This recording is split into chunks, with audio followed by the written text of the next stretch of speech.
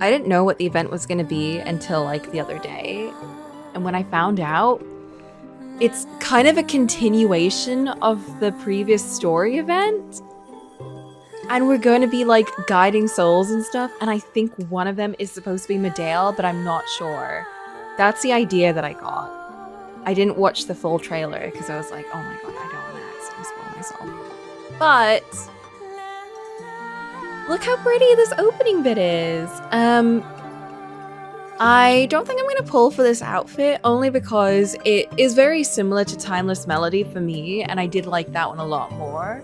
So, funnily enough, Timeless Melody is also running alongside this, which I think is kind of funny because I feel like they're very similar in kind of vibes. Kind of-ish, a little bit. But, Miguel said there's a ceremony they'd like us to attend. Let's open your pear pal and take a look. Yes, Momo, there's more important things going on than the star crystals. Miguel, oh my god, what do you want from me? Where are you? Where are you, Miguel? Let's keep in touch. Invitation. Do you have a moment? The tide sending ceremony is approaching. It's one of the Poxolian's grandest ceremonies. I'd like to invite you to witness it with me. Sure. Sticker. If you have time, please come find me in my study. I will provide more details then. And now I actually know where his study is, unlike before where I didn't realize we could just like hang out with him before everything. But yeah, we can. Oops. I'll take that. Thank you. Okay, what are the things in the store? Oh! Very Arlecchino coat. The top bit is very Arlecchino-esque. The rest of it is okay. It's fine. Oh, that hair. I don't think the hair comes with this. I think it's just makeup. Oh, Momo dance. Oh, we must. We must get this for Momo, of course. It is tempting. The thingadoo. The rest of the makeup bits, I might just get it for that. Like, I like the eye color and everything. What is this? What is this?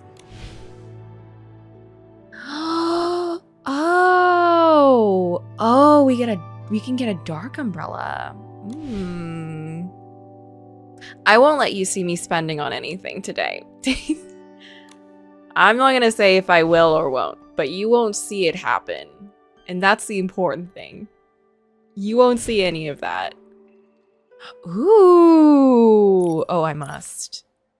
Oh, I must.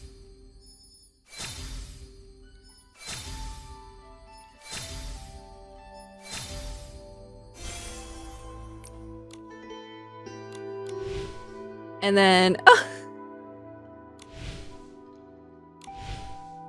my god, there's a lot of stuff here. Tearful Shadow, is that a dance? Because it won't be caught on stream forever for everyone to witness and remember. No. No, no, no, no, no. And then here's a new outfit. Which is very pretty. And that one, which I already pulled over like ages ago. And then this one, which is also very pretty, but I will not be pulling for that either.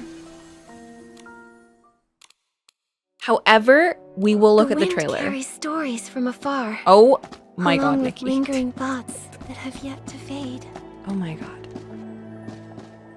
Okay. After a soul tide, Poxolians bid their souls farewell with the tide-sending ceremony. This sacred ceremony needs a witness who uses the fairy song to escort the souls. I like that to hair, by the way. You're probably the 28th ferryman who's tried to ferry me. Sounds like quite the challenge. I think that's Medale. I may not remember much, but I know why I'm still here. There's one thing I haven't finished Yes, yet. I think that is because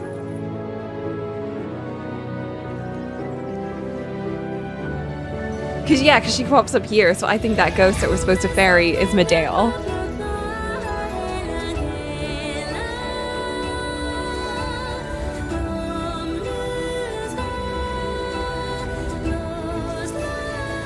Medea was chosen to be the witness once, but she didn't accept. Maybe she'd already chosen the rhythm path, even then.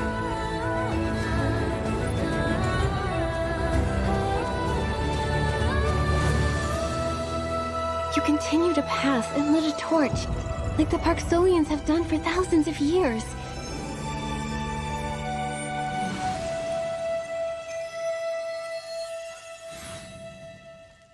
Yay! So, okay, we don't need to see the gameplay. That's fine. We'll see the gameplay as it happens. But I'm so excited because that is like the first time a story event has continued into the like side events. Usually the story event stuff is always relegated to the 2.0, 2.5, 2.10 or whatever, It's never really in one of the side events. Even though the side events are usually, I quite like them. I quite like them as a nice little in-between, since it does kind of build on the world and you get to see these fun new characters. And sometimes they use like old characters who are part of the main story, but maybe not necessarily always relevant. And I get that it's not supposed to be like a direct continuation, since I think the next story part in the game is supposed to be going to the new location. But it still feels quite like of an immediate continuation, which I really like. I think that's a good direction to go into. I think that was a good choice. I will not be pulling the outfit. However, I'm very excited to do the gameplay bit. Let's change into our Soul-y outfit. I did want to make a special one for this, but I got distracted, so I didn't.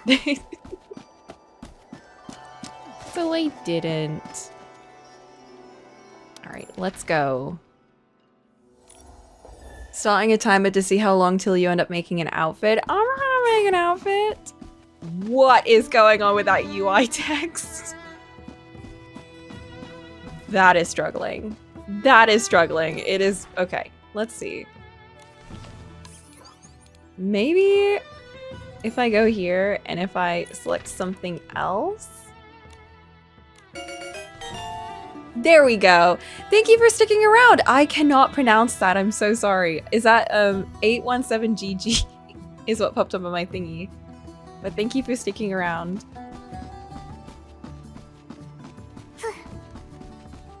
Okay, the real difficulty here is finding a study. Although, do I have... No. I was hoping I would have a little starry path to lead me. But I think we're going the right way.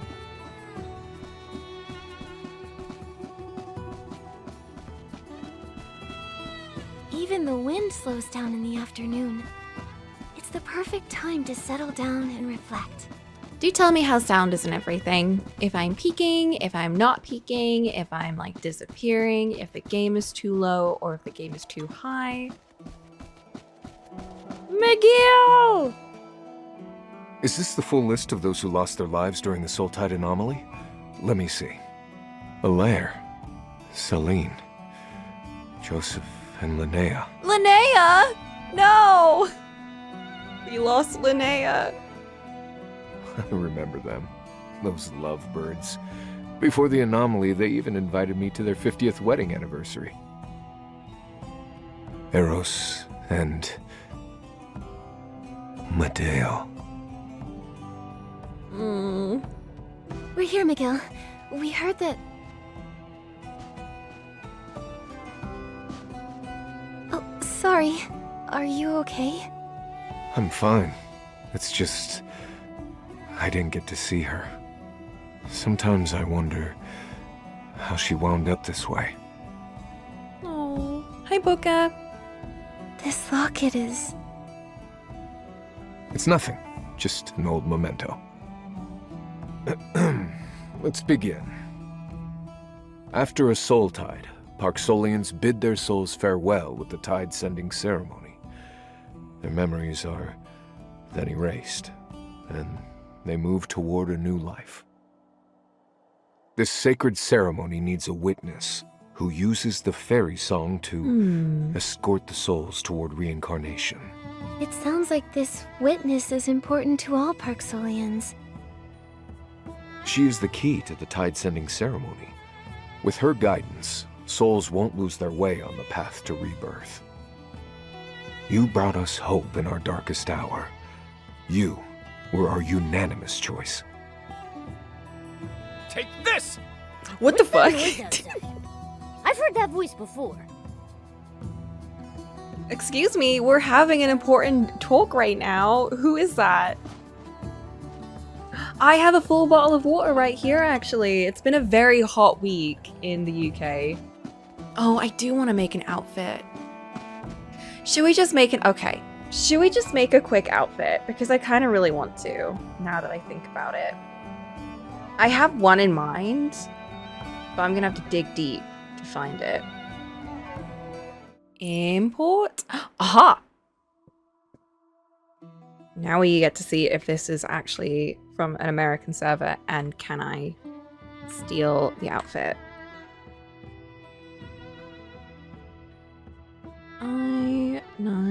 I... Is that 1 or is that I?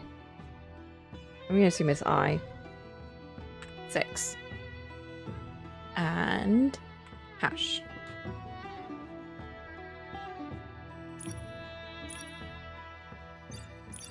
What? Okay, the letter after Y is lowercase l, and then the letter after 9 is a capital I? That's so annoying. Okay, someone actually typed this out because they were like, okay, listen, I got you. Thank you. Oh, yes! Okay, I don't have everything, however, we can do something. Because I like this outfit, it's very cool. Look at that! That is such a cool looking outfit. Okay, now we just get to make the hair. We're gonna make a Medale cosplay. That's such a pretty hair for this. And they also put like a little crown thing, which I think I have the equivalent of it. Oh, spiked. Medale would wear a spiked hairband. That also might be close to it. A spiked hairband to refuse head pats. Exactly. I don't want to call her a tsundere because I think that does negate a lot of her personality. However, she does come across as that. If she weren't quite so evil.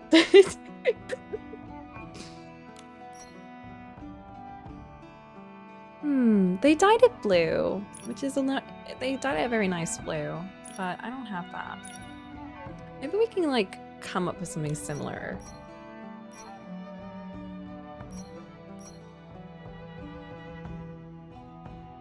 Yeah, their one is a lot more blue than mine. Although I like mine too. Mine is nice. Alright, I'm just gonna see if I can find another hair that looks kinda good. God, I love this one.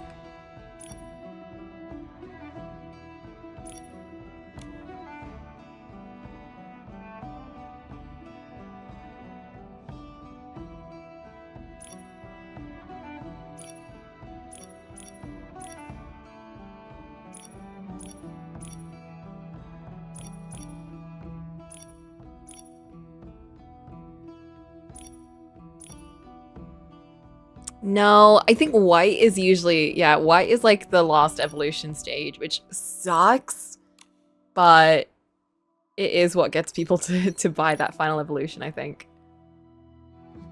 Okay, I like that one. That one's really cute. I just like the braid. I feel like she also had a braid too, so it kind of... I feel like Medale's gonna look at us and be like, something's weird. Something's a bit off, and I can't put my finger on it. but I'm feeling a bit weirded out, maybe. Okay, let's see if we can dye this like a blue or as close to a blue. Yeah, like that. And we got like little gold bits, which looks so cute. Or this blue. Yes, yes, it's beautiful. Save that. And then let's see if we can maybe do this one too. Make this like a blue.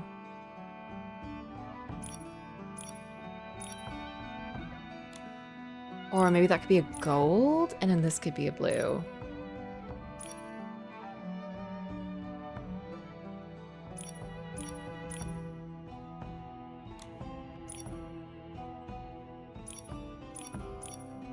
I don't even know what color this is. What am I... Whatever this is, it's so tiny, I'm not gonna bother with it. Ooh, yes! Like pearls. Oh, wait. Ooh, okay. Keep that white too. Or... like a gold.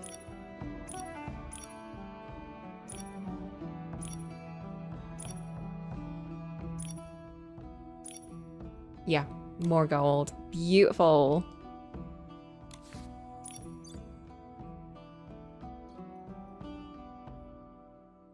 And then, lastly, I want to deal with those sleeves.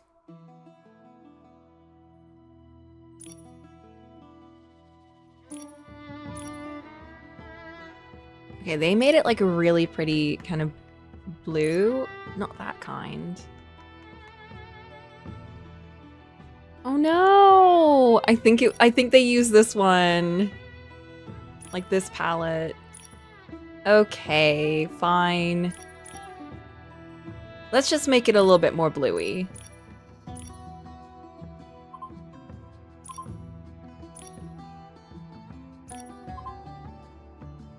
Like that.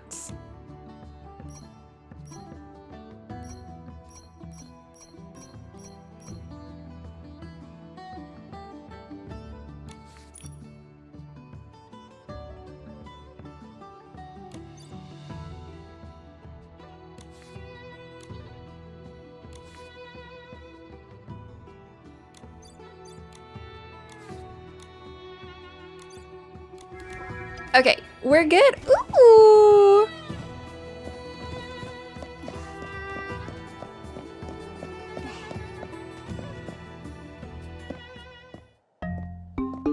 I'll take you down even if you are a soul. Take this! You brat! Show a ferryman some respect! Long time no see, Lucian. What happened to you? Nikki! Chief McGill! Thank the dragon's grace. Quick! You have to help me. I'm in trouble! Why are you speaking like that? This scene feels strangely familiar. Anger! It's my guy. Listen, a ton of souls are gathering near the healing ground. Please, let me go. I messed up. I'll guide you more gently next time. I swear.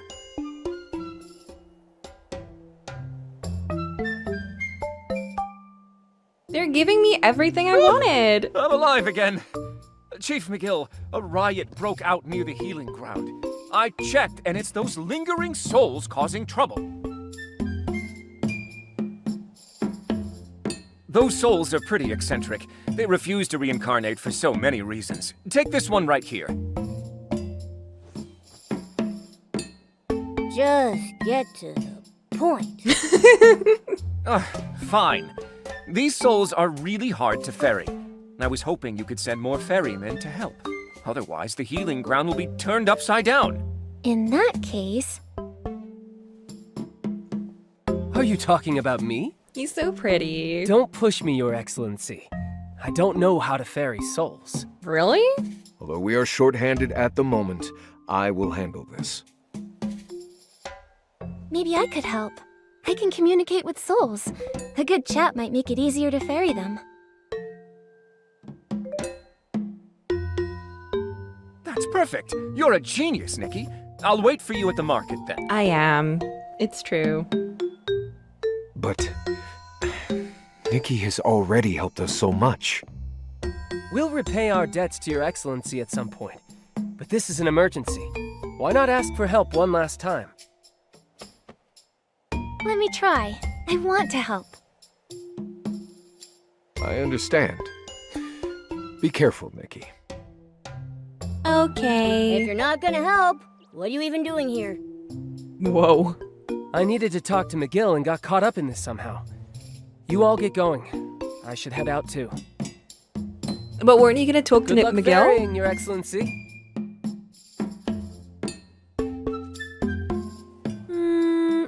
But wouldn't you? Okay. Well, anyway.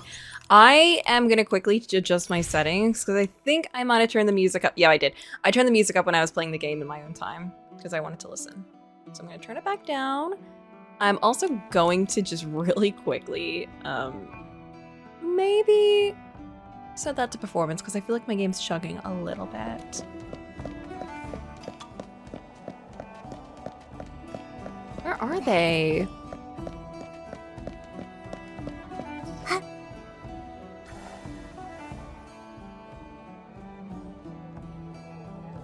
Welcome to the Ferryman Squad, Nikki. My pro tips are essential to ferrying these lingering souls. Pro tips? Oh, to start, for souls whose obsession keeps them in the boneyard, my secret technique is complimenting them. First, try calling them sir or boss to build rapport with them. Then, praise them Boss? endlessly, even if they're just a night stallion. Isn't that just brown nosing? Yeah. Not at all. Once the soul feels good from the praise, that's... Oh.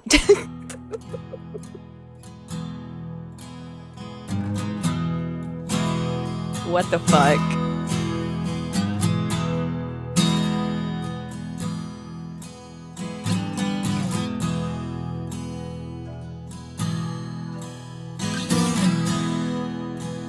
swinging, passionate. There you go. Their music is usually bland, like a requiem for the dead. Boss would think it's really boring. Agreed. But wait, aren't we the dead? Oh no. Two souls causing trouble. Are we the dead? For the send-off. Nut? His name is Nut? Music! Belly and Nut?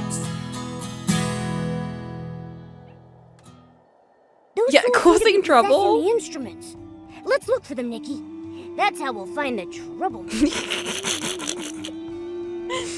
Nikki would go to an art event and start seizing all of the artists. Like, what is this trouble that I smell? It's because we're wearing the knight's outfit. We have to be extremely strict. It doesn't look like this is the one, Nikki. Let's keep searching. What is that? What is that awful noise?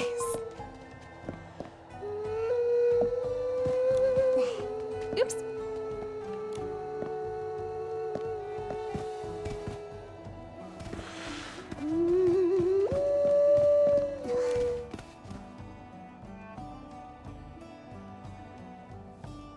Quit daydreaming, Newt! Someone saw us! We've got to get out of here! Oh, right. Coming. Let's be careful. I see you. Stop! Why does it feel like someone's been chasing us this whole time? But we're hiding so well! How could they see us? Go, go, go!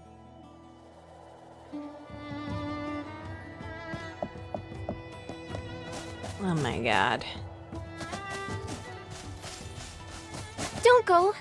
I have something I'd like to ask you. I'm not here to arrest you, I swear. Something feels off. Hurry up, boss is waiting. Ooh, who's boss? Veli?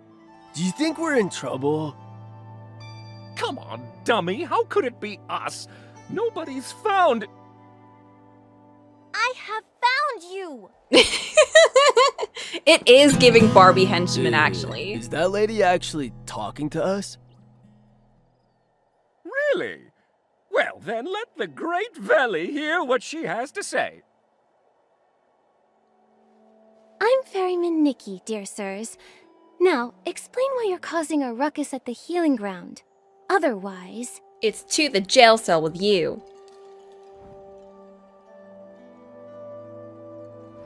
Praise them. Praise them. Your entrance was really unique and ingenious. Is there some deeper meaning to this little act? Keep complimenting us, Lucian, to save the day. We got this. Your performance was spectacular. Consider this ferryman amazed. So, tell me.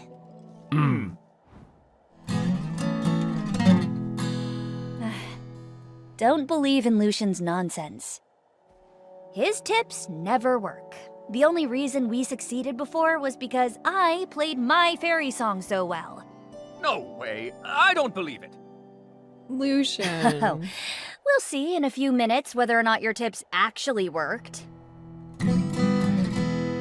I knew I had good taste. Even the ferryman is singing my praises. Folks in the boneyard clearly know how to appreciate my niche music. That's great! Boss is gonna be so happy with us. Excuse me, are you ready to stop causing trouble and enter the cycle of reincarnation? Oh, what are you talking about? We weren't causing trouble. We were picking out music for the farewell party. They're Farewell actually party? reminding me Who of are you saying goodbye Prevenger's to? henchmen. Boss says it's tradition. We always hold a farewell party for the souls before the tide sending ceremony. Hey, quit talking so much. Who is this boss? She's so cool, always posing over at the cliff across from the great Loomy tree. You just told her everything, you idiot! Hello? She's a ferryman! It's fine. We already know everything we should and shouldn't know anyway.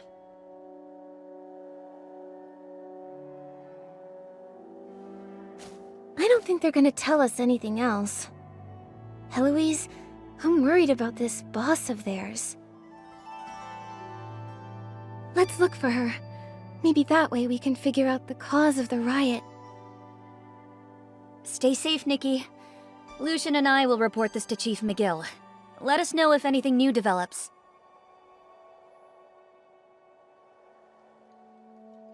Oh, they just teleported us. Okay.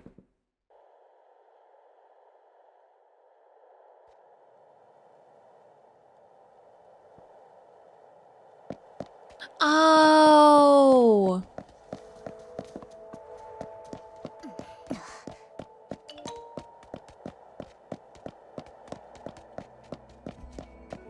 There's a lot of souls here.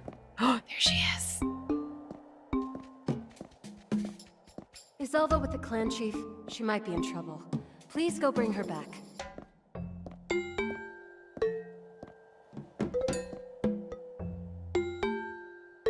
As for the farewell party...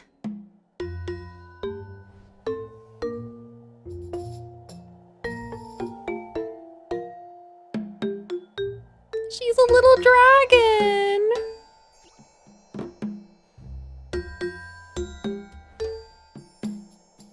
A human girl and her furry friend. You must be the ones who saved the boneyard. You know about us? Of course! Every soul has heard about you. They say you're special since you can speak directly to us. I'm just not sure what the saviors of the boneyard would want with me. Newt and Veli started a riot near the healing ground. A riot. They said you were planning a farewell party, boss. A riot is a bit much, Nikki. Oh, why did I send those boneheads? The souls call me Boss Bones, but it's odd for a human to call me that. Boss Bones. Call her Bones. I really want to call her Bones, but I also want to know what her real name is. Boss Bones sounds like a pseudonym.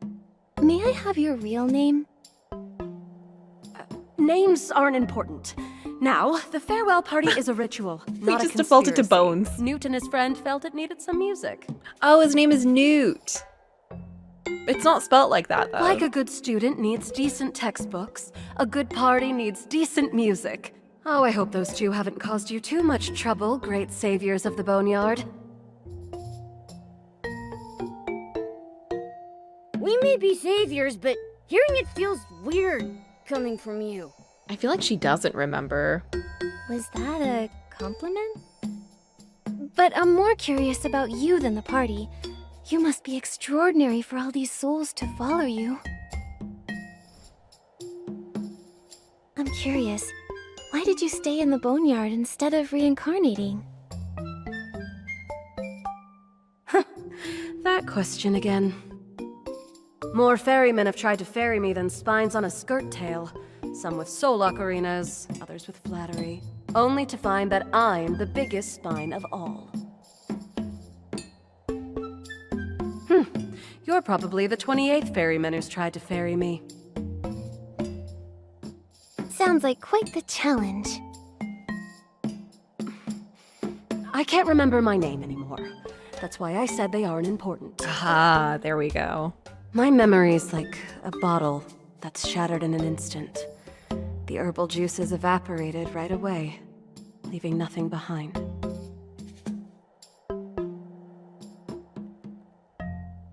I may not remember much, but I know why I'm still here. There's one thing I haven't finished yet. Once you finish it, would you be willing to be ferried toward reincarnation? Yes. Think you've got what it takes? It will be harder than ferrying 100 souls at once. If you give up now... No, we can do it. But if I fulfill your wish, you've got to keep your friends out of trouble. I've always cooperated with ferrymen. If you're sure, let's give it a try. We have to find your memories first if we want to know what to do. Let's start with your home. Do you remember where you lived? Near Great Lumiville. Let's go. So she remembers that much, at least. Ooh. Is this story event permanent? Oh, shit.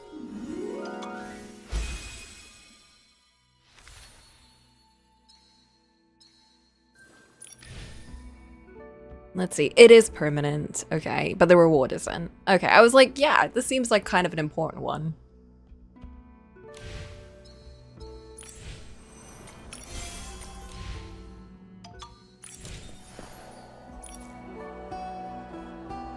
Aww.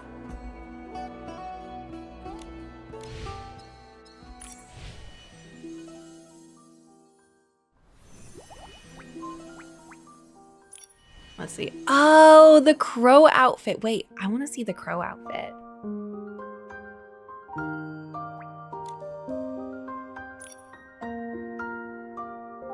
Someone's a raven to converse with it. Oh.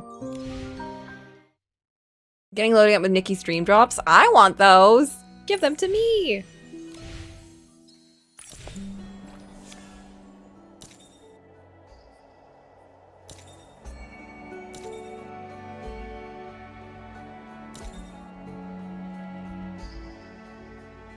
Huh.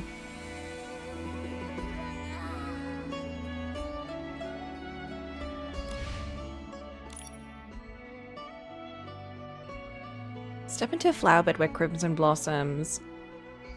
I'm guessing it's a dungeon, maybe?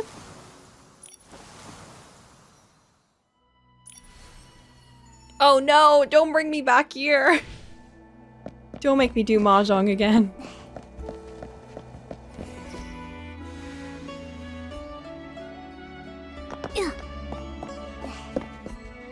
here. But this is just a shop. Did you forget where to go, Bones? Who knows? Maybe I'm just giving you the wrong directions. Hey, are you even serious about finding your memories? The last 27 ferrymen said the same thing. Fine, let's go back. I told you. Actually, Bones, I don't think you remembered it wrong.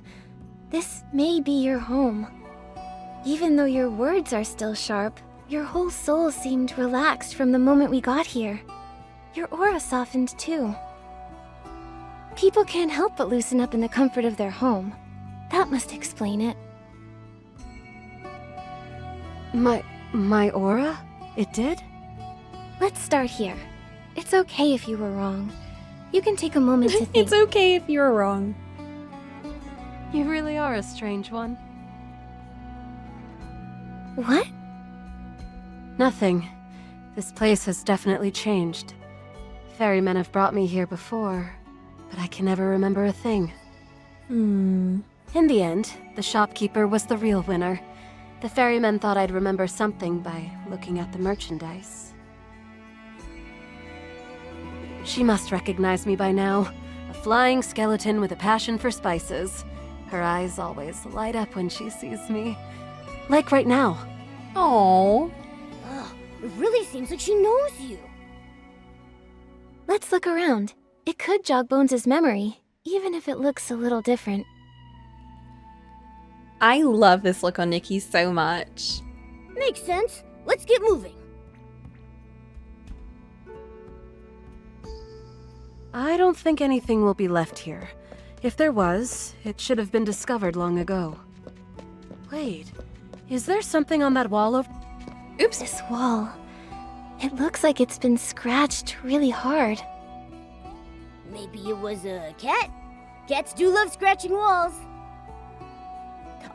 Not me, of course. Those don't look like scratches made by animal claws. They look human. We thought. Maybe.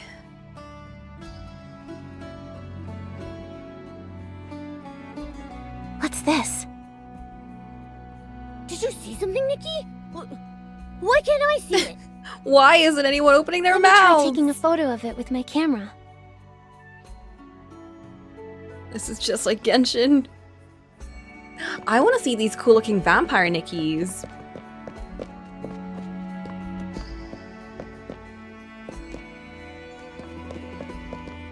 Photograph the soul ball.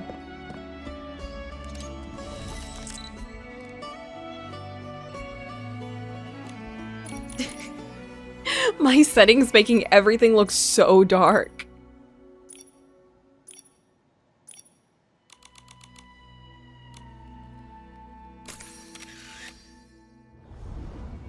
Oh. Why did we think to photograph it?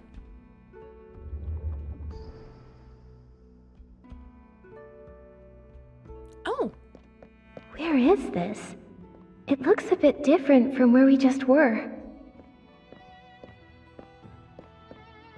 Who am I, exactly? Oh. Healer, please, save me. I'm glad they're not making us listen to the scratching noises. Is it a soul rift flare-up? Wait, I'll find some dragon breath potion to ease your symptoms. Nikki, you're not here. How can this be? It's like I can't change what happens here. Lie flat. Don't hold your breath. Breathe. This is a specially made dragon breath potion. It's a high dosage, so it might smell strong.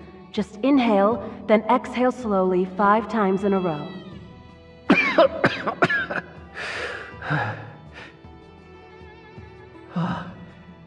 That's better. I thought I was gonna meet the dragon spirits just now. You still have plenty of strength. You are far from death's door. Is that her? Look, you even had the energy to scratch into the wall over there. Thank you. Your healing techniques aren't inferior to the genius Medeo's at all. Oh, maybe she's not Medale. Naturally. That healer's voice sounds so familiar. Could she be... Huh.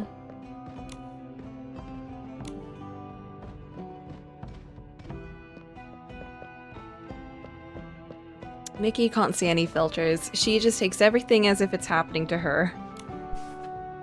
Introductory course for Cultivarium freshmen. This looks like a lesson plan. Soul Ocarina teaching objective helps students quickly acclimate to the Cultivarium, deepen their understanding of healing, and prove that healing studies are, without question, the most worthwhile classes among all. Key focus: introduce the basic use of Soul Ocarina and teach the fundamentals of healing. Lesson plan: this course serves as an introductory course for Cultivarian freshmen. We begin with a simple icebreaker, following a discussion of how much everyone already knows about healing, usually nothing at all, though some are convinced otherwise. In the spirit of encouragement-based instruction, I make a point of praising the students appropriately to build up their confidence. Next, each student will receive a Soul Ocarina. We start with the most basic scales and rhythms, explaining how music can soothe and stabilize the soul. Note, under no circumstances should students be allowed to play their ocarinas during the stage. Otherwise, it will result in an epic catastrophe. My head is going to explode from the pain. Once all key concepts have been explained, the students may proceed to practical exercises. To make the lesson more engaging, I recommend pairing them together and allowing them to perform melodies of their own choosing. Challenges: some students are possibly tone deaf and possess little to no sense of rhythm. Extra supervision may be required. 2. Lessons must remain engaging at all times to prevent new students from drifting into meditative trance. Oh. My head is going to explode from the pain? That's a vivid description. This mentor with the headache is actually quite cute. Was she the mentor? I didn't notice it, but yeah, it kind of is that like 4:3 ratio. A painting. I feel like I've seen this place somewhere before. That's on the coast. The Cultivarium, right? I've gathered quite a few clues now. Let me try to organize my thoughts. Kyle Hyde would be so proud. A young healer working at the Cultivarium, although a bit eccentric, this Soul Fairy mentor always prepares the lessons seriously. Judging from her way of speaking, this young healer is likely to be Bones, meaning this place could be a past memory. I feel like there's Wow, still something I haven't fully investigated. Let me see. Healing mentor, not soul ferrying. One step closer to the truth. Also, I've just seen the vampire outfit. That is very cool. Abel and I were talking about like Nikki, and it was like, oh, I can never like Nikki because it's too floofy. And I told him, no, it's just all the outfits you've seen have been outfits that I like. And I like floofy outfits. But there's been plenty of like not floofy outfits in the game, I think.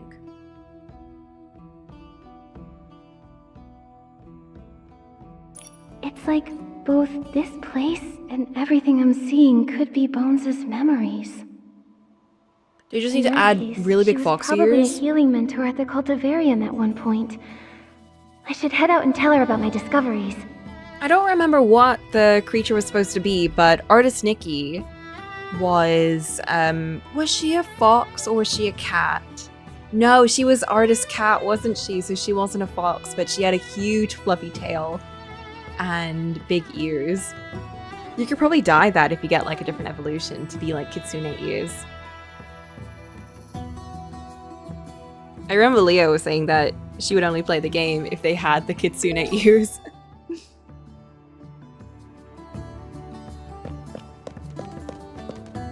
Bones, I have something to tell you about your identity.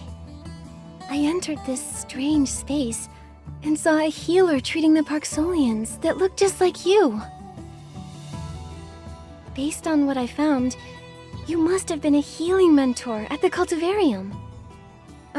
So my identity is that ordinary? I thought my identity would be legendary, like a world-famous leader that everyone loved. Or a traveler with no name, a hooded shadow performing miracles in secret.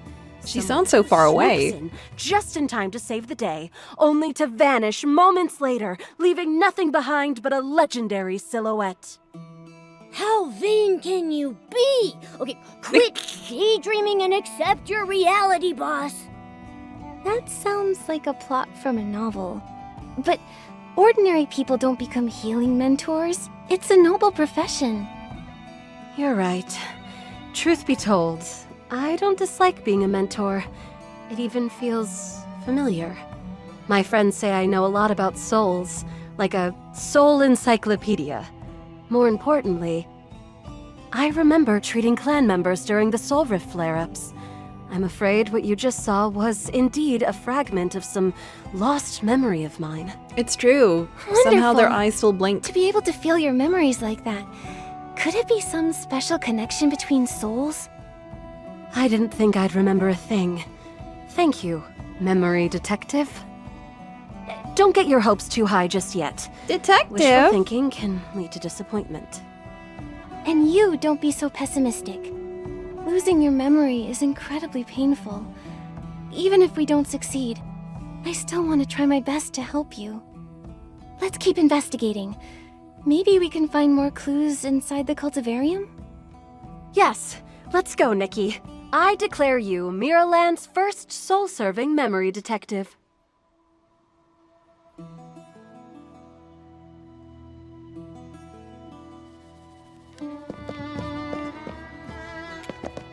Okay, we're not running to the cultivarium. That is much too far away.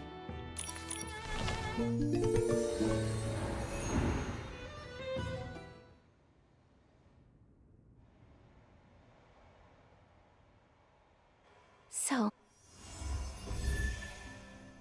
this is the cultivarium. Do you remember anything, Bones? I think I'm piecing things together. I get the feeling I didn't like this place very much. Well, who actually likes being at work? Why don't we walk to different parts of the cultivarium and see what she remembers?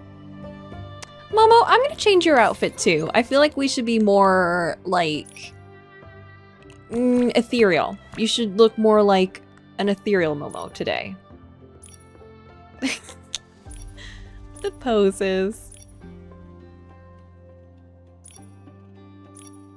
Like a healer. You can be my little healer. Oh, Behemoth Momo.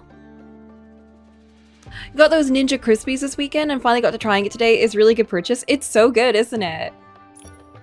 We do use it all the time. It's also very easy to clean. The only issue I have with it is like cleaning the grill bit, but I think that's just okay. Actually, maybe we'll just use this one. Look how cute it is. I think that's just an issue with every air fryer, like, you know, cleaning the top bit. It freed up so much countertop space. It really does, right? I try and put it away too when I can. Which is very easy to do compared to like a giant, like it's so much easier putting it away than like a giant air fryer, right? It's very, very, very useful. I do recommend, if you haven't already got one, to get like a little heat mat to put the top bit on when you're done.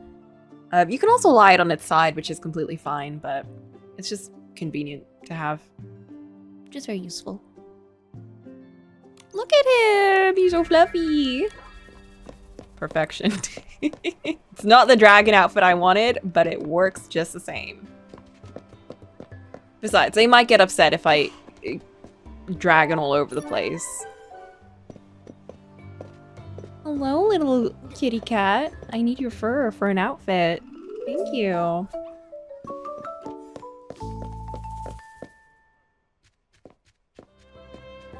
Ah, the plaza.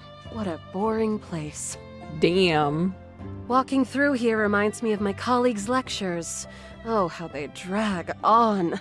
I used to close my eyes and pretend I was reflecting on their words in deep meditation. I've heard speeches like that too.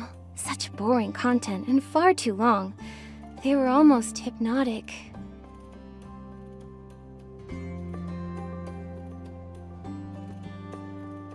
Considering if I need one, because it's positioned next to my stovetop, so it should be heat safe, right?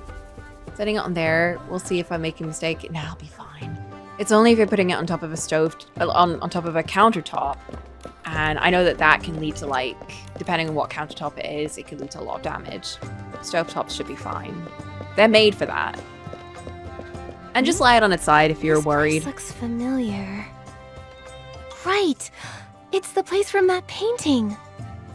This layout. This was my classroom. Let's look around.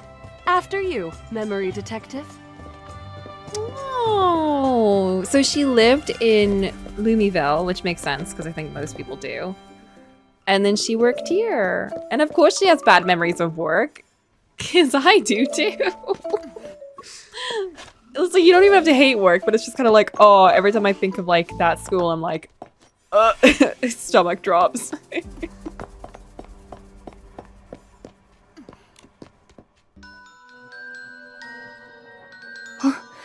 What a unique carving.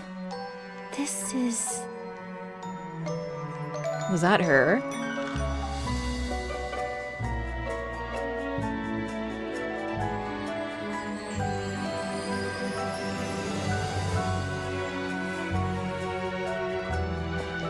Oh! Oh! Don't mind me cosplaying you. Damn, I really want that hair. Hello there, Mentor Astrid. It's for you, the best mentor in the world. If my Thank you, students, everyone. I love it. if they all came out with the exact same sentence, I'd be freaked out if they said it at the same time. Aww.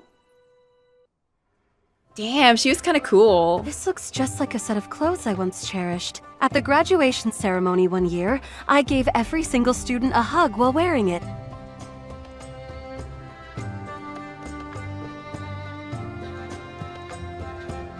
Someone had found out what my favorite things were and carved a wooden version of me as a farewell gift.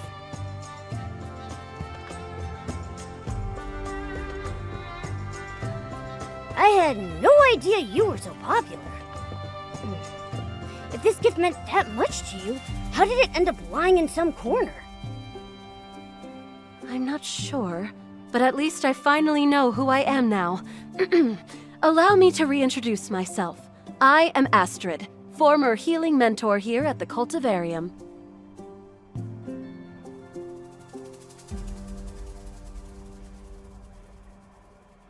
I'm not used to you being so serious. I'll just stick with Bones for now.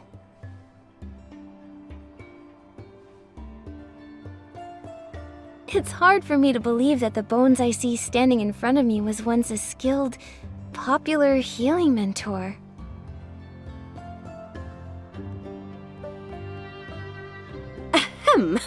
Anyhow, it seems we've had a major breakthrough in finding my memories. But I still don't know what the last thing I have to finish is. Don't worry. Knowing your name makes things easier. Maybe we can go ask the other mentors at the Cultivarium. That's right! You were so popular, Bones! There must be some colleagues who remember you. Let's go!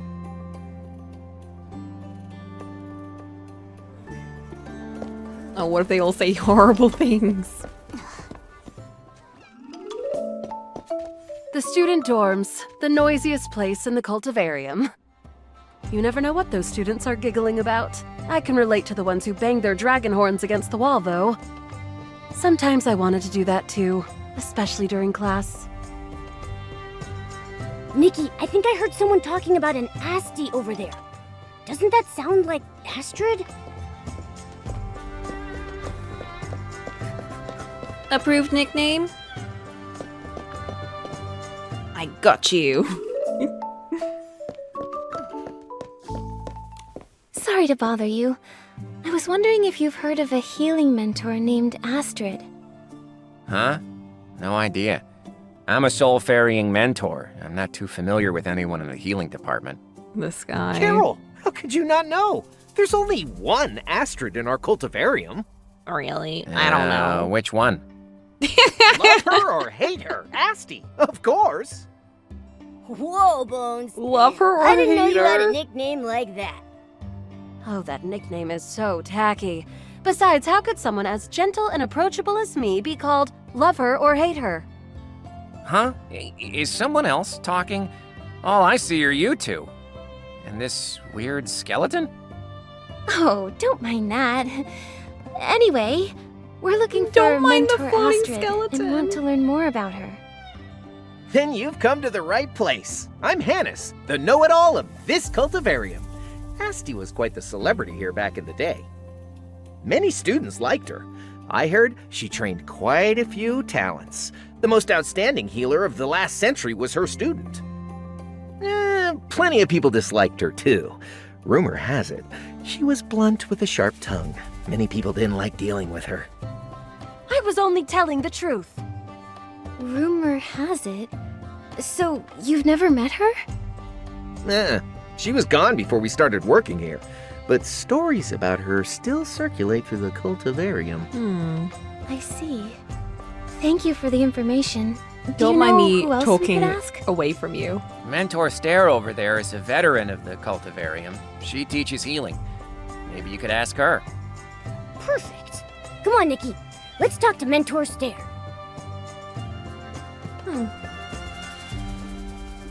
So she's been around for a while.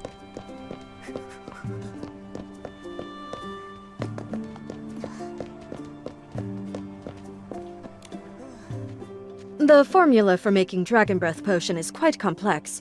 Only Asti could explain it to the students without missing a single word. I like how the Dragonville people look very different from the Hotcroft people. They've got like very distinctly different features, I feel. Excuse me, are you Mentor Stare?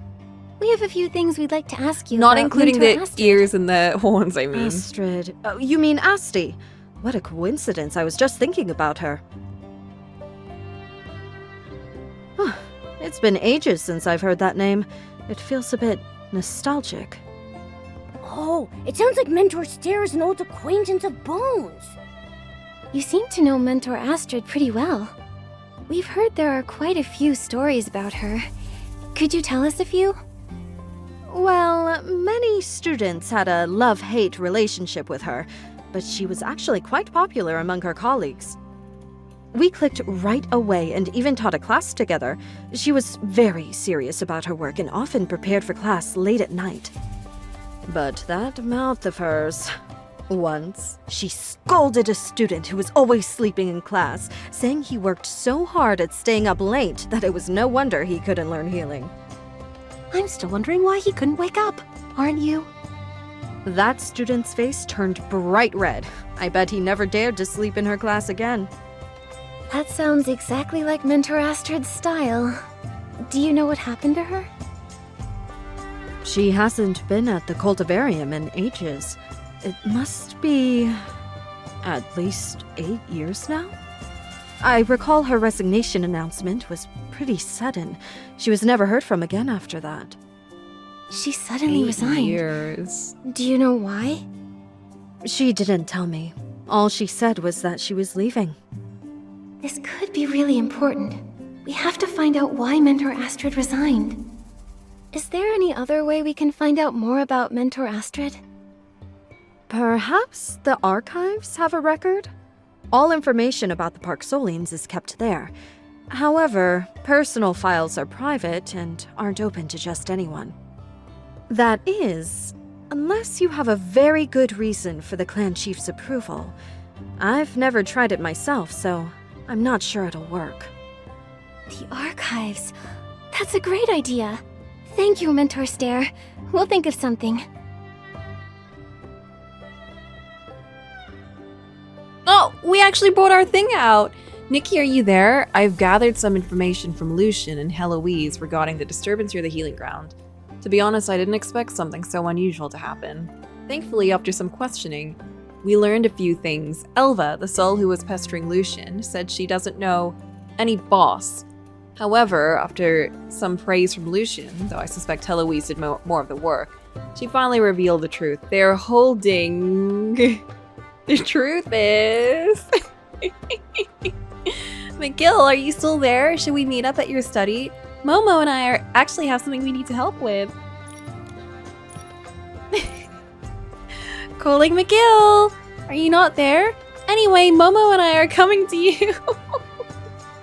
I love the idea of pulling out a giant iPad to text someone.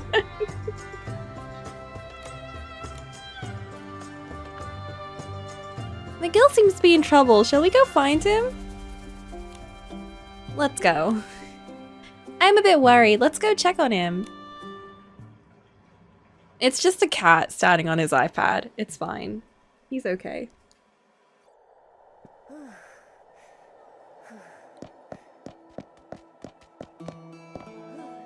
If I knew you'd be this obsessed, I wouldn't have brought this back. Uh-oh.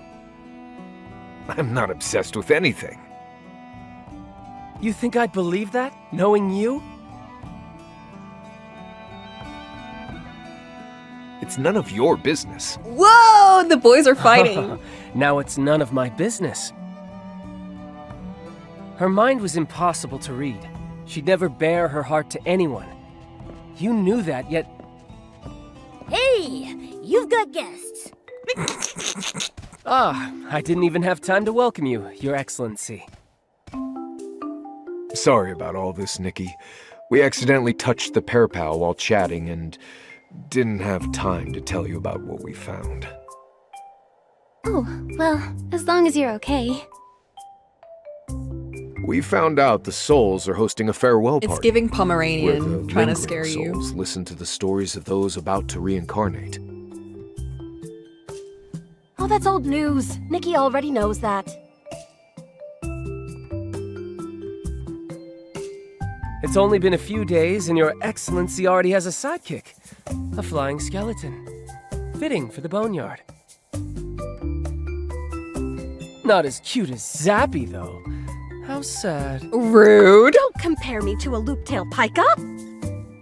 That's Astrid, I the forgot leader he of the had Lingering one. Souls. She's a former healing mentor from the Cultivarium, but she's since lost her memory. We have a favor to ask. We'd like to see her record in the archives, to learn about her past and why she left the Cultivarium. Astrid? That name isn't common among the Parksolians. I only know of one person with that name. Medea's mentor. Oh. Medea's mentor? I'll go with you. If I'm there, you'll be able to access some of the private files. Yay! I thought you just had to write an authorization letter. I could, but there are some things I want to see for myself. I've handled most of the ceremony arrangements. I'll leave the rest to Angert. Fine. Don't blame me if I mess it up. He's so pretty. Suit yourself. Let's go, Nikki.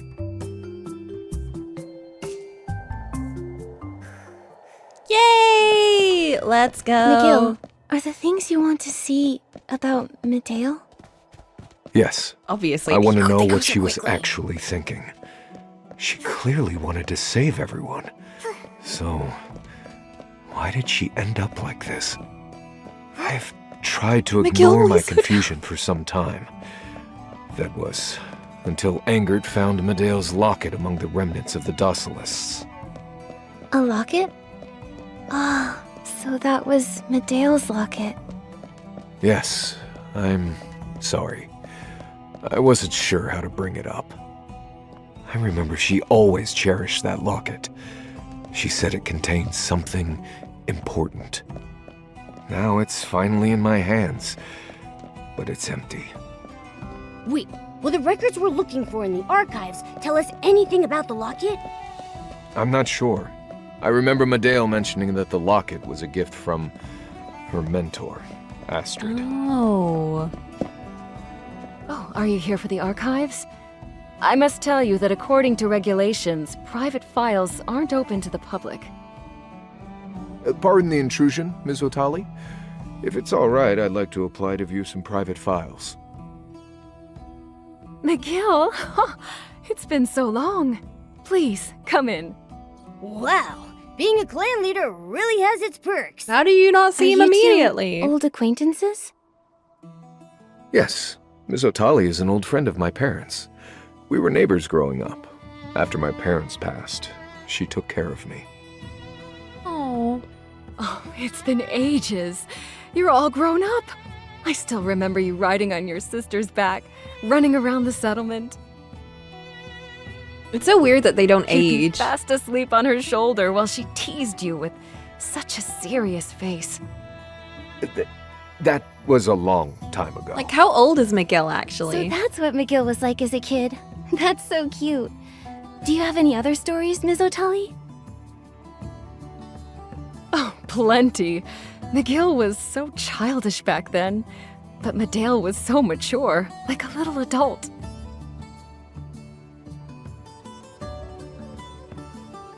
Damn. She must have had to grow up She fast. was so meticulous, but sometimes she'd play with her younger brother. She got into trouble a few times, begging me to bail her out.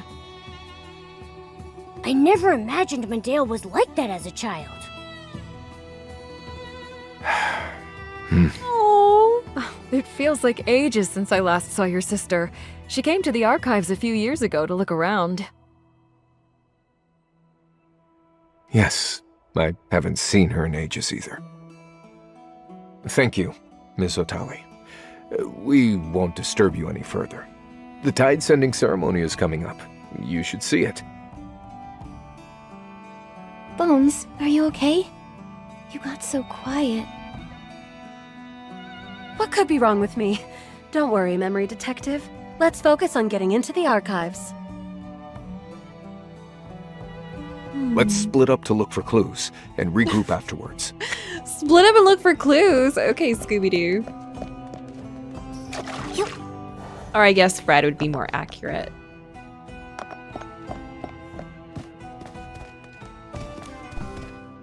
Adeline, Isla, Astrid. 35. She died at 35? Oh no, there are some people that no at 7. Wait, this is sad. What the heck? Astrid? So Bones died in that disaster 5 years ago. That tragedy took so many lives. 7, 13.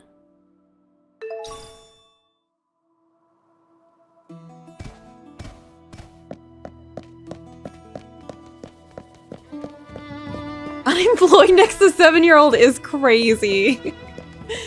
Yeah, no shit. It's Bones' resignation letter. Due to personal reasons, I can no longer serve as a healing mentor. That sounds a bit vague. Regarding the subsequent teaching duties, I have already communicated with Mentor Stare. She will take over my courses for the next academic year. I am very sorry that I no longer can continue to teach here, but I will never forget anything about the Cultivarium. I have had a wonderful time here, and I once hoped to be a healing mentor here for the rest of my life. Now, it seems that was merely a beautiful wish. I appreciate all the help I received in the Cultivarium. I am deeply grateful. Applicant, Astrid. Dear Astrid, has something happened? If you're going through a difficult time, please don't hesitate to talk to me. I'll do my absolute best to help. You are the star mentor of the Cultivarium, Asti. You are the one who brings joy to all your colleagues, and you are my dear friend. We don't want to lose you. Perhaps you could tell me about your plans after leaving? Whether it is traveling across Maryland or simply staying at home, whatever it is, I will support you, Belladonna. Dear Miss Belladonna, I'm sorry, but I must leave. I will never mentor again, for as long as I live. Please approve my resignation. Damn, for as long as I live. It sounds like Miss Belladonna from the Cultivarium tried to convince her to stay, but Bones had made up her mind. I will never mentor again for as long as I live. There's gotta be more to this letter than meets the eye. It sounds like she went through something terrible. Nikki, I found... Something over here. I'm coming.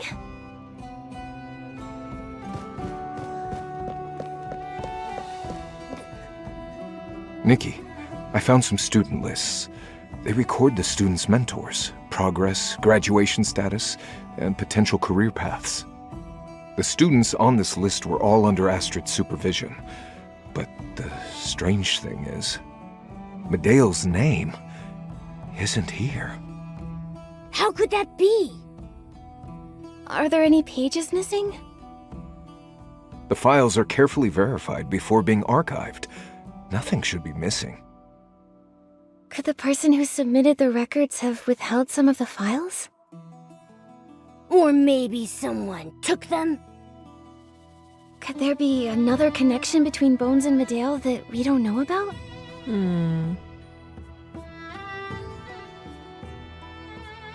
Ooh, memory. Just like before. Let's try taking a photo.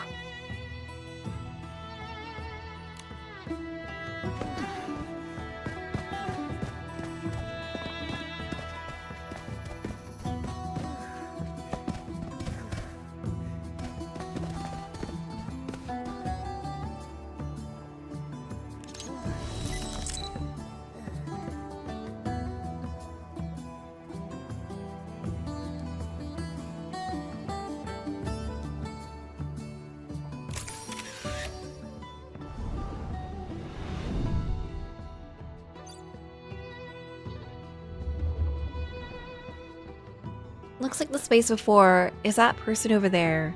Astrid. Is it? Oh, no. Not possible. Medeo was clearly healthy. Oh, found it. The request list for Dragon Breath Potion. Looks like she applied 14 times. How? She was in agony that whole time? So what I said was... No, I've got to do something.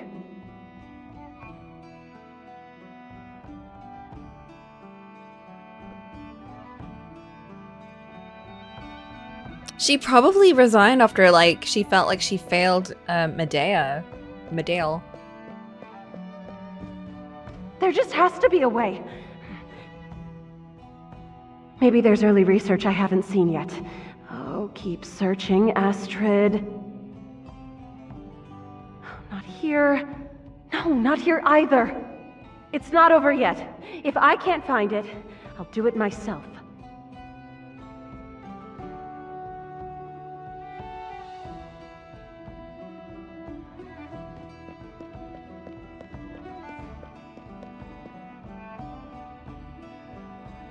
Are you all right?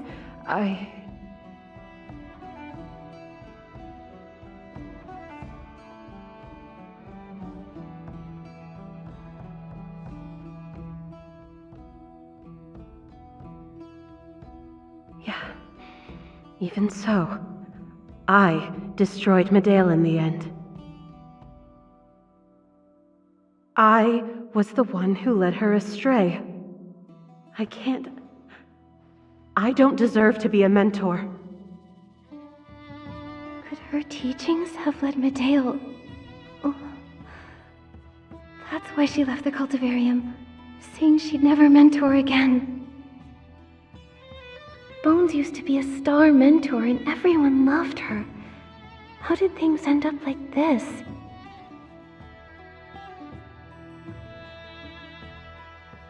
Oh, there shouldn't be any more clues here. I need to find McGill and tell him what I found.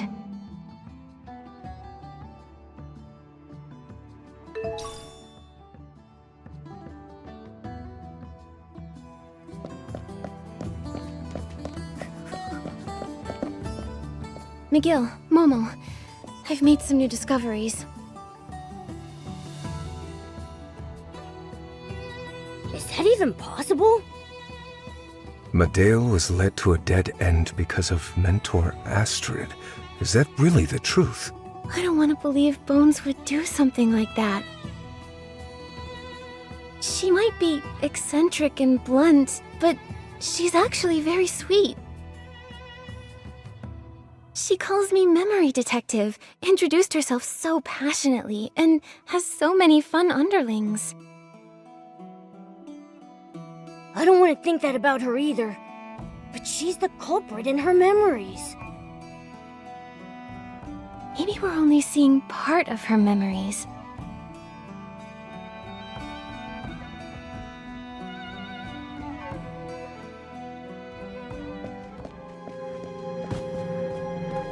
Bones? Oh, what the fuck? Why are you... Is this Astrid? What happened to her? She's no longer in these remains. Oh, she was possessing that, She's right? Gone. There's an open file on the ground. She must have seen it and remember the truth. Maybe she chose to flee because she couldn't accept the reality. Regardless, she couldn't have gone far. We have to find her. Nikki,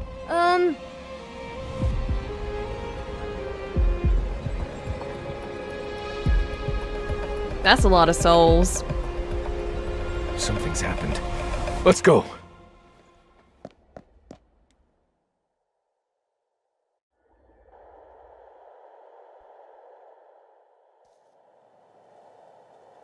Hey, Astrid. What you what doing? happened here? Even the decorations are destroyed.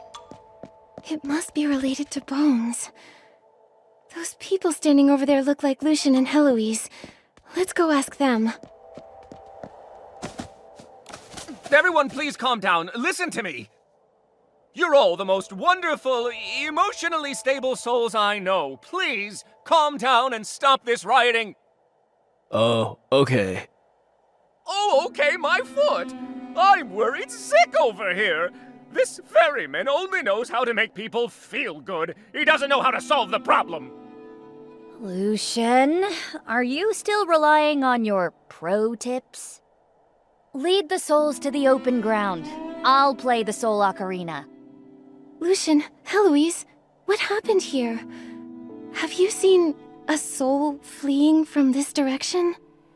Chief McGill, Nikki, you're here. Sorry, didn't see you through all the other souls. Huh? Isn't this that ferryman who spoke with us before? Ferryman, please help us! Don't panic. What happened? Tell me one at a time. It's Boss. It was like she made this big decision all of a sudden that she was going to... Cancel the farewell party! As soon as she said that, all the souls exploded! Exploded? We've been preparing for this party for so long! How could she just cancel it? Sounds like Mentor Astrid learned the truth. That explains her acting strangely. The truth? What truth? Anyway, we don't know what set Boss off. She was acting so strange. It was like she was a completely different soul. Oh, it looks like there's no room to negotiate. Everyone got so mad that they accidentally ruined the decorations. I guess it doesn't matter now. Or not. How could it not matter? Boss was just acting out of anger. She's never one to give up on her goals. I think she'd just be heartbroken. Anyhow, I can try to use my Dragonbone Master ability to fix those decorations.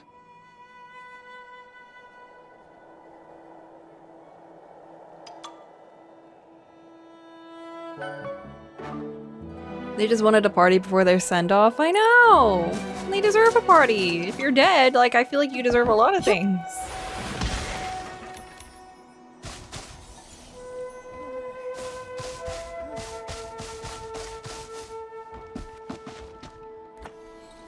Wow! You're the most skilled ferryman I've ever met! I literally It's just lifted nothing. that up. Oh, I have a question for you and Newt. Ask away. Besides telling you the party was cancelled, did your boss say anything else? She was muttering something about a disaster. I thought I misheard her at first. Nothing bad's happening. Did she remember dying in the disaster after reading those files? Or maybe she was connected to the disaster itself. Oh. We're not sure. I've got a bad feeling about this, Newt. Me too. We don't know what happened to Boss Bones, but Veli and I really hope you can help her. She's not a bad person. She's our friend. Everyone wants her to get better and be the boss we know again. I hope so too. That's why I want to find her. But I don't know where she went. I think Boss was headed that way. If you float over there, you should reach the memorial site. The memorial site. Got it. Let's go, McGill.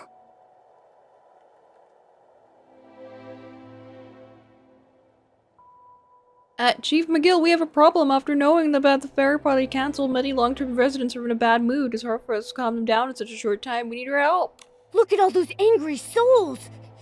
Being a clan chief is tough. I'll be there, for the sake of the ceremony. Sorry, Nikki. As much as I want to continue investigating, I'm afraid I can't come. Leave it to me. I'll uncover the truth. Bones, Medale, the disaster. All our questions will be answered. The memorial site isn't far off. Please be extra careful. As soon as things are settled here, I'll come and meet you. Don't worry, McGill. We're basically another version of you right now anyway. What are your grievances? You're the clan chief, right? You must know our grievances. Aren't clan chiefs supposed to know everything? Yeah, exactly. Chief McGill definitely knows that. We just want to hold a farewell party. Not you.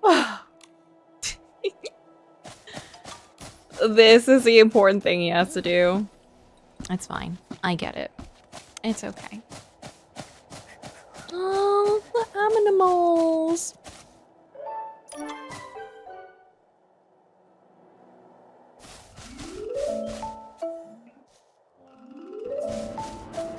How far along am I to completing the legendary outfit, actually? Let me check. Oh, I really want these, but I need to defeat this thingy. Okay, so I have enough the cat fur, at least. And then for the earrings. Okay, got enough there. And got enough there. Oh! Oh, no! Wait, no, I do. I just have enough for it. Okay, so the only thing I'm missing are these thingies, which you get from doing these dungeons over here.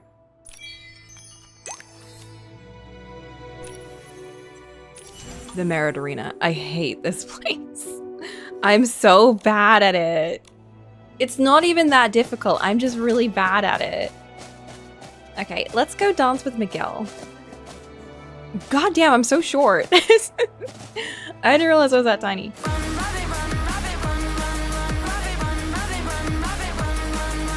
Nikki was super vibing to that, weren't you, Nikki? She was having a best time. That's in her workout playlist. It's in my workout playlist, actually. All right, let's go. Please let me go to the memorial site and find Bones. Bones, girly, what are you doing? McGill is pretending he was feeling it, but he feels intimidated by it. He was trying to not look scared. Nikki was having the best time. Momo was having the best time. McGill was trying to appear like he was having a good time. This is the memorial site, Nikki. If Bones is really here, we might find traces of her. He would rather listen to some classical music, I think. Or some folk music, I think. He's more of like a Monrovia than an alt-black era. What a dazzling light! Nikki, do you think this radiant unicorn jumped out of one of the fairy tales we read as kids? Oh, Momo. The fact that you say that every time, as if I've forgotten. You sweet little thing. A belated letter. Father, I've returned to the boneyard. I come carrying the dust of the road and a heart that has finally found peace. I used to believe that being born a Poxolian was a curse. I didn't understand why we had to endure the soul rift from birth, or why our entire lives had to be bound to this place. Tethered to a duty with no end in sight, we ferry the souls and bear the pain, yet no one remembers us. When Mother passed away, those feelings reached a breaking point. I hated everything. I began to demand, what is the point of all of his suffering? Back then, you always answered me with silence, so I left. I went to the world outside the boneyard. Over these years, I have traveled to many places. I've seen magnificent landscapes and bustling cities, but I've also seen people displaced by war, losing loved ones to disease, and stripped of everything by natural disasters. I realized then that suffering does not belong solely to the Poxolians. It is like a shadow upon the earth, falling equally upon every person and every race. Every living thing is equally small and powerless in the face of fate's whims. I still firmly believe that suffering is not something to be celebrated. However, I began to remember the people who dared to face it, those who refused to surrender and fought to keep living. I found myself reaching out to help others in their hardest moments. At the time, I thought I was doing something entirely different from my past. Later, I realized that these acts are in essence the same. I am sorry, Father. I said many headstrong things and rejected the choices you and Mother made, but the longer I spent away, the more I understood your steadfastness. You both understood the weight of this duty better than anyone. You knew that everything eventually fades into silence, yet you insisted on finding a final resting place for every life. Perhaps I had to walk this long road to see it with my own eyes and experience it for myself, to finally choose to return. Only now can I truly understand you, and understand what it means for us to be Poxolians. With eternal love, your daughter Frisia. Oh, we know about Frisia. She was one of the mentors, I think, who died. Was that in the disaster? I can't remember, but I remember her name being brought up a couple of times.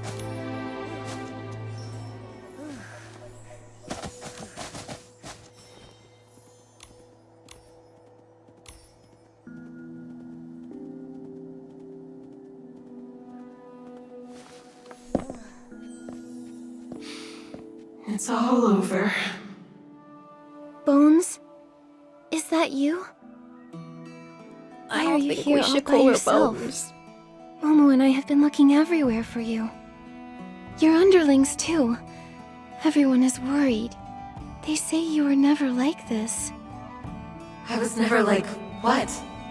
Great Savior, you've only spent a little time with me. How well do you think you know me? She's not wrong. Souls. The person they know is the one who lost her memory. They know nothing of my life. How well do they know me? Hey, we're just trying to help. What's with that tone?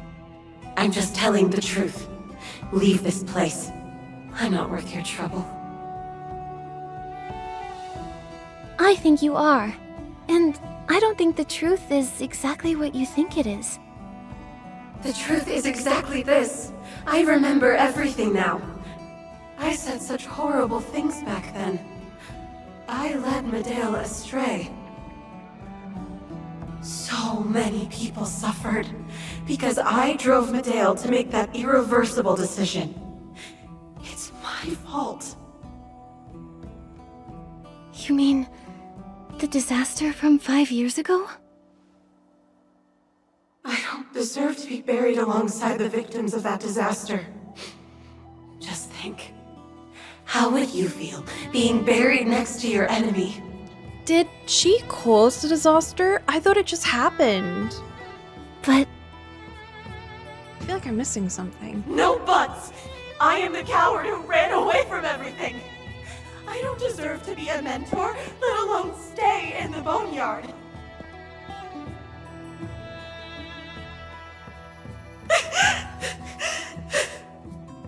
Go. Don't come looking for me again. I don't want to remember that day.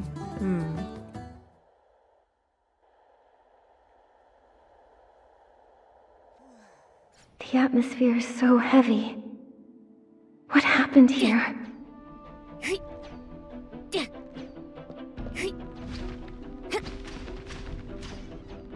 Momo, is that you? What are you doing? Where are you? Don't leave me! Please, wake up!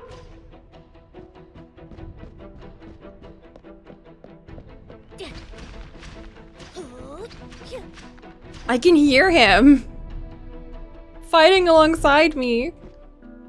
What happened? Why are so many people collapsed on the ground? I've never seen so many Esslings here. This must be the disaster. Get out of here. If you're too late, you'll... That's Child. He's supporting me from beyond the tether. Esslings? How can there be so many here?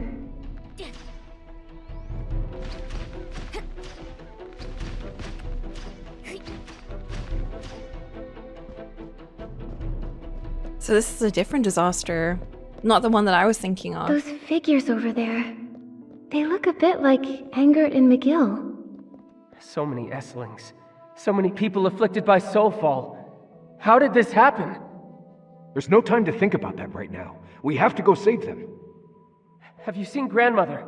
I can't find her anywhere. Oh no. Grandmother will be fine. I'm sure of it. This is what it must have been like 5 years ago.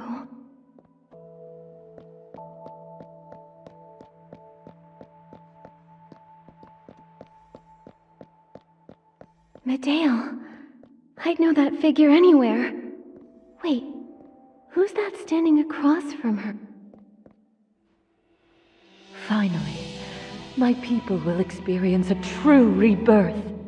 Medale. Oh no. Let us step toward a brand new cycle. Let every Parksolian be reborn in this land with new hope and complete souls. Let those souls tampered with by the dragons perish, along with the cycle.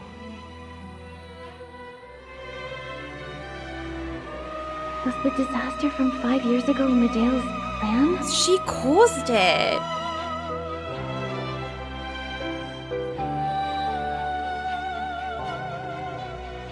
And what about Bones? Why is she here?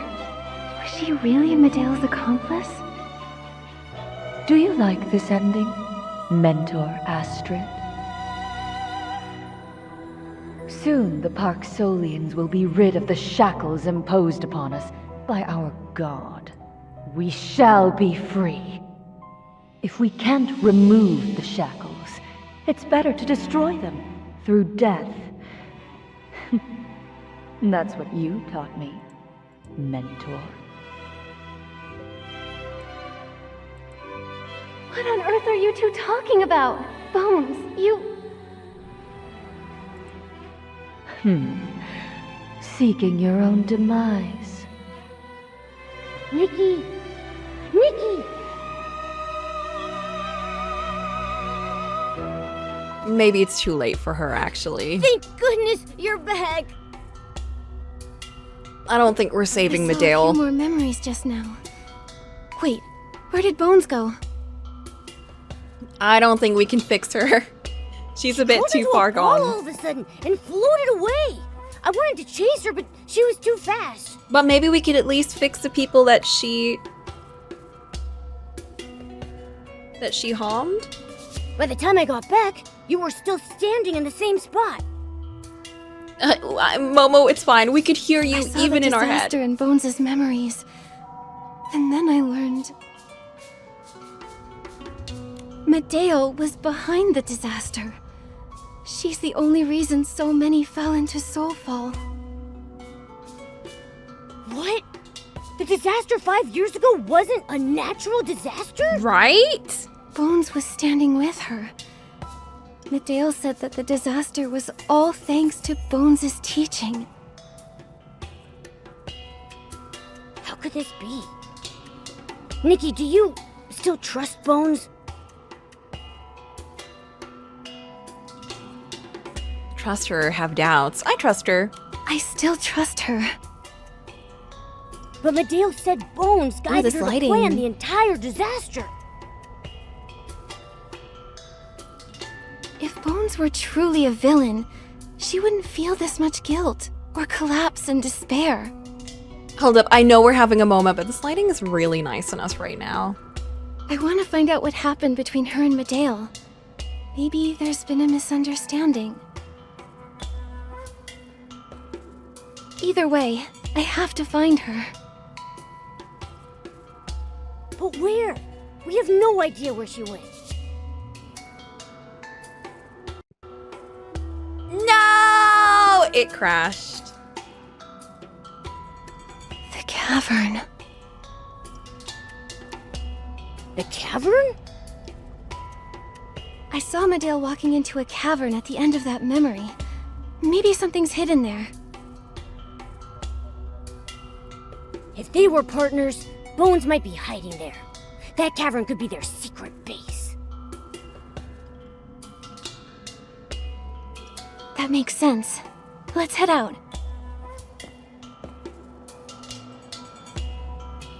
Such beautiful weather. Perfect for a walk by the sea.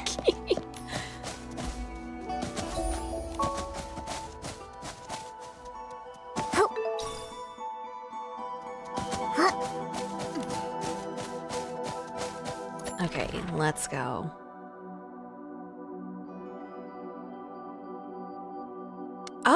Oh no, I haven't got any of the thingies here. Okay, it's gonna take us a second then. Okay, there's one down there. Let's grab that one.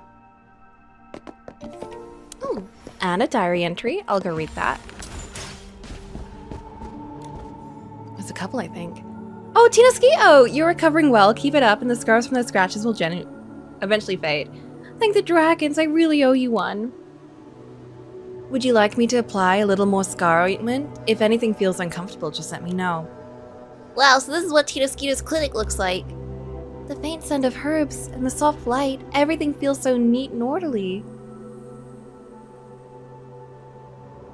Welcome. It's good to see you both again. Nikki, Momo, I didn't expect we'd see each other again so soon. After what happened that day, we couldn't help worrying about you. Yeah, we definitely came here for you guys. Tina Ski-Oh, how have you been? Thank you for your concern. I'm doing well. With your help, Tina Ski-Oh made it through that crisis and is now doing even better than before. Now all the patients from Lone Shore have moved back to the clinic, and they're ready for further treatment. By the way, Solaria mentioned before the clinic was in disarray. We thought we would come help out, but it looks much better now. It was indeed in quite a state before, but it's fine now, thanks to Solaria. And of course, I have you two to thank as well. Your visit gave me some promising new ideas for treatment. The clinic's been closed for several days, and I'd like to start treating patients with these improved methods as soon as possible. Feel free to look around in the meantime. I'm so glad we could help. Go on, we don't want to get in your way. Your patients need you. It's wonderful to see the clinic up and running again. Things are really looking up. It's all thanks to you that we've been able to get through such a difficult time. By the way, there's something important I'd like to discuss. Now isn't the best place to talk. Would you mind stepping outside? Of course, I'll meet you outside the clinic then. The side quest. Okay, let me just take this. Nice. And then let's steal this music sheet. Nice. I love fighting. I don't want to look up a guide for the music sheets. I like finding them randomly. It's more fun that way. Lady Tina Ski-Oh, hello. Please forgive me for expressing this long overdue gratitude by way of letter. Countless times I gathered the courage to walk towards your bone tent, only to find you focused on tending to the sick, or intently sharpening your bone needles. In those moments, I felt that any words would seem flippant, an intrusion even, in the face of such concentration. We Parksolians have never stopped searching for a better life, yet when your solar strikes, every one of us falls into the same helpless predicament. Traditional therapies have brought solace to many, but to me, they were like the quietly receding tide, silent, leaving nothing behind. That was until I heard of you and your soul-stitching technique. To be honest, I initially thought it was nothing more than a desperate gamble. Something bordering on dangerous self-destruction, but the pain eventually drove me to Lone Shore. I wasn't so much seeking hope as I was surrendering to despair. I'd even prepared myself for the possibility of never leaving that place again. I imagine I looked terrible then, but you simply pointed calmly to the stone bench by the wall. There was no comfort and no coaxing. You stated every risk in a tone that was almost cold, unvarnished and direct. Yet, it was in that very moment I felt my dignity return. When the soul rift flares up, we are often pitied, soothed, and treated as fragile beings that must be handled with care. But you viewed me as someone still capable of making decisions for my own life. Yes, we have never carried this pain out of willingness. We are Poxolians who dare to face our fates head-on. So I lay down upon the stone altar. Now, the chaotic whispers in my ears have turned into the orderly sound of the tide. Although my soul rift has not entirely vanished, its frequency and the agony it brings have been vastly reduced. What you have given me is more than just relief. It is hope won from surviving the struggle. 1,000 words cannot express my gratitude. May your bow needles always remain precise. One who found salvation at your hands. Tinoskito. Or is it Tinoskito? Sabella's words. Oh, Sabella! She was the former sovereign of Cool. It hurts. Every instance of soul rejection feels like my consciousness is being ground back and forth against jagged, uneven reefs. Even a man as resilient as a former sovereign of Cool, me obviously, can't withstand a trial like this. Not cool. Not cool at all. Here it comes again. This little brat's body is pulled as taut as a fully drawn bow. How is she still conscious when it hurts this much? She's genuinely insane. To be honest, the searing agony feels like it's gonna rip us both apart. Even I want to scream, but she just bites her lip until it bleeds on the stone altar, not making a single sound. What is this? Some kind of stubborn, damn bravado? I can only move a bit when she's passed out. My body feels like it's filled with lead. Every bone is wailing. Being out for fresh air is nice and all, but if it's gonna hurt this much, I might have to reconsider. That's how she's been enduring it all this time. To bear this kind of torture without breaking, she's got more grit than many of the so-called strong men I've known. It seems a bit better today. I didn't expect this kid to push herself to such extremes just to stay alive. Huh. She's actually got a bit of my old flair. I knew I didn't misjudge her. Isabella, chill.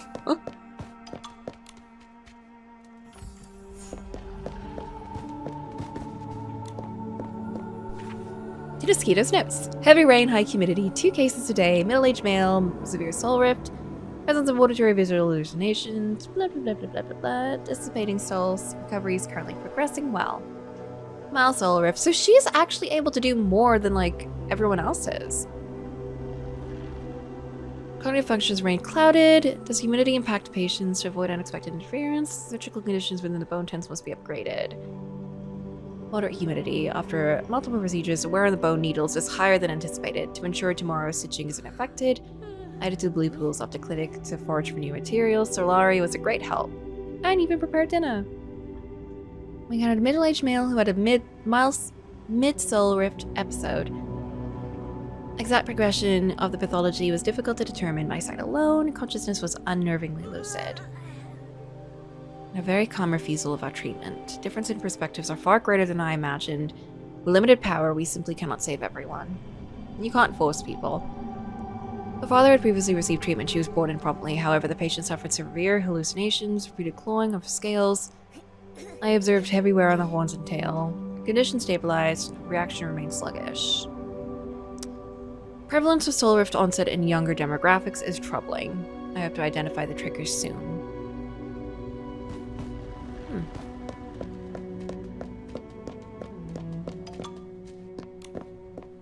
Nikki, Momo, you're here. A secretive Solaria, that's rare. So what did you want to talk to us about? This time, it's about a damaged little teddy bear. Don't tell me you run a toy shop on the side, too. No, it's actually Tinoskito's teddy bear. I heard her parents received it as a gift from an adventurer from afar. She's had it ever since she was little.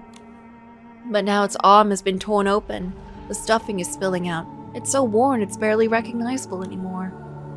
Oh no, how did that happen? I only just found out myself. At one point, Tinoskito was in such a terrible state she almost fell into soulful, just like you saw. She was in so much pain she began having hallucinations, and ended up destroying many things, including the teddy bear. This teddy bear means a great deal to Tinoskito. Seeing it like this must be really upsetting. Yeah, even though she hasn't said anything, I can tell. There's always a hint of sadness in her eyes whenever she looks at it. I get it, it's like misplacing your favorite cut of barbecue. It's gut-wrenching. I understand. You want to fix the little teddy bear to make Tinoskito happy, right? Yes, I want to surprise her. I'm not sure if it will truly make her happy, but at least I hope there'll be a little less sadness in her eyes when she sees it. I asked you over to hear your thoughts, Nikki. As a stylist with exceptional taste and creativity, your advice would be incredibly helpful. Actually, the advice you're looking for might already be within yourself. Since meeting all of you, I've come to realize that what might truly heal Tinoskito is just the love and support of those around her. So why not, while restoring the teddy bear, we put everyone's well wishes and blessings into it. That way, every time Tinoskito holds it, she can feel them. That's so like you, Nikki. Hearing you say that has given me an idea. I want to go to the beach and gather some materials. Could you help me gather everyone's blessings? Let's meet at Theodore's tailor shop and prepare the surprise together. Sounds good. We'll see you there. Have no fear, with Nikki and me on the job, we'll gather everyone's blessings in no time. Restoring the teddy bear's a great idea, but I feel like we could do more. What do you think, Nikki? I got it, Momo. Look at the patients who are being treated. Tinoskito has given so much, but rarely gets to see the positive effect she's had on everyone. How about we use our camera to capture how everyone's doing?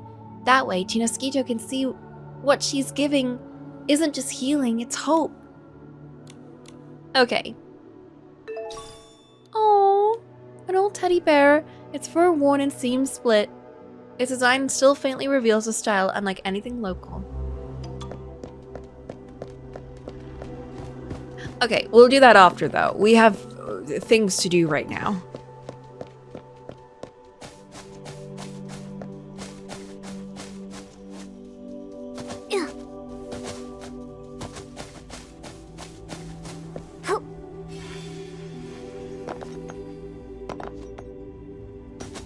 What a dazzling light! Nikki, do you think this radiant unicorn jumped out of one of the fairy tales we read as kids? I meant to take out my net. Okay, let's grab that before we do anything else so I don't have to keep doing this again and again.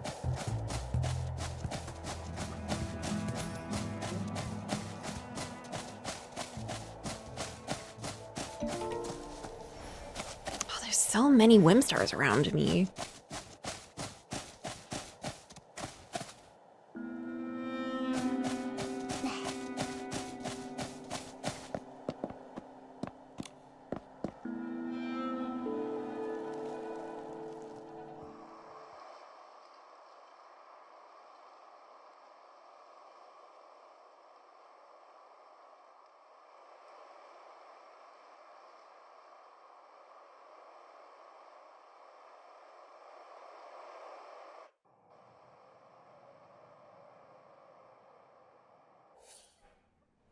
Oh, dungeon.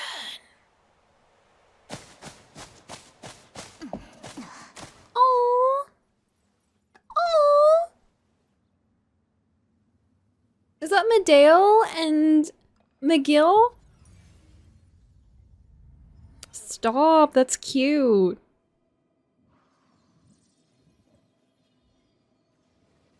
Oh shit. It's a little playroom. What is this place? Momo? Are you there? No response. Looks like I gotta find the exit on my own.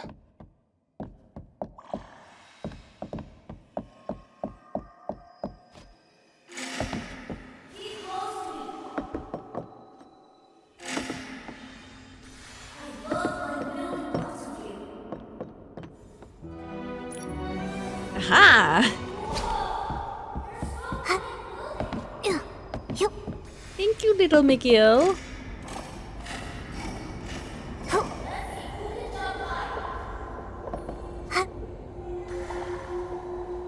I jump so high. So faint.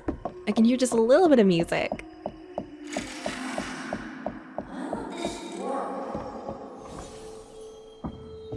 I got you.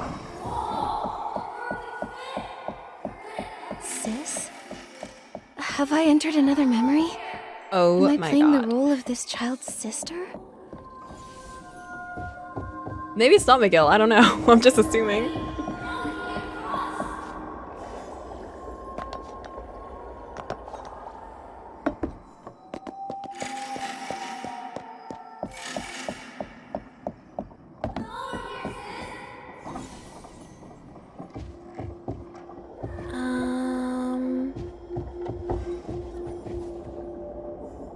Oh. Hey.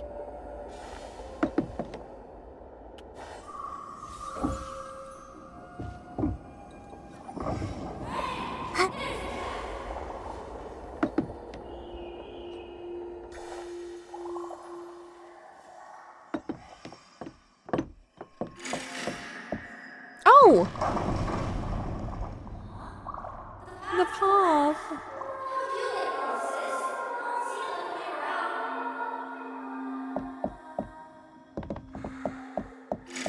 There's a fork in the road here. Huh?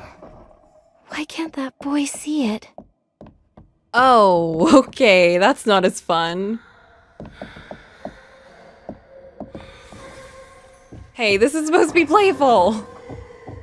Hey.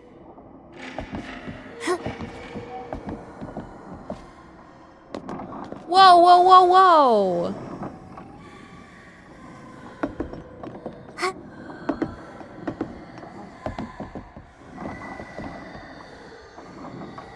Is that crying?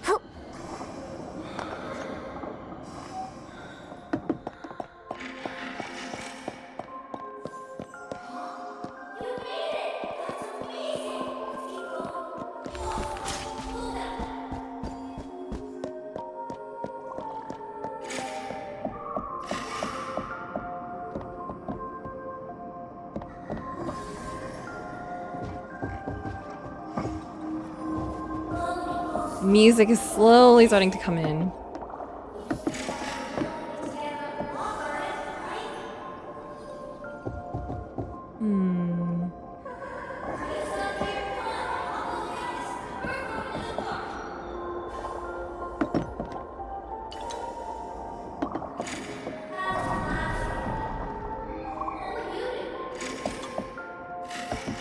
Where there's a will, there's a way. Tiny McGill, maybe, or other child?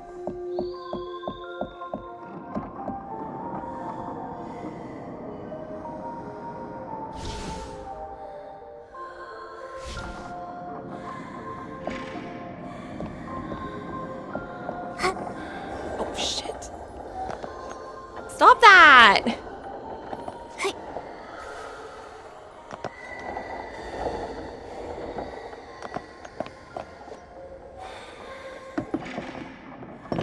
They sound like they're in pain. Almost like a soul rift flare-up.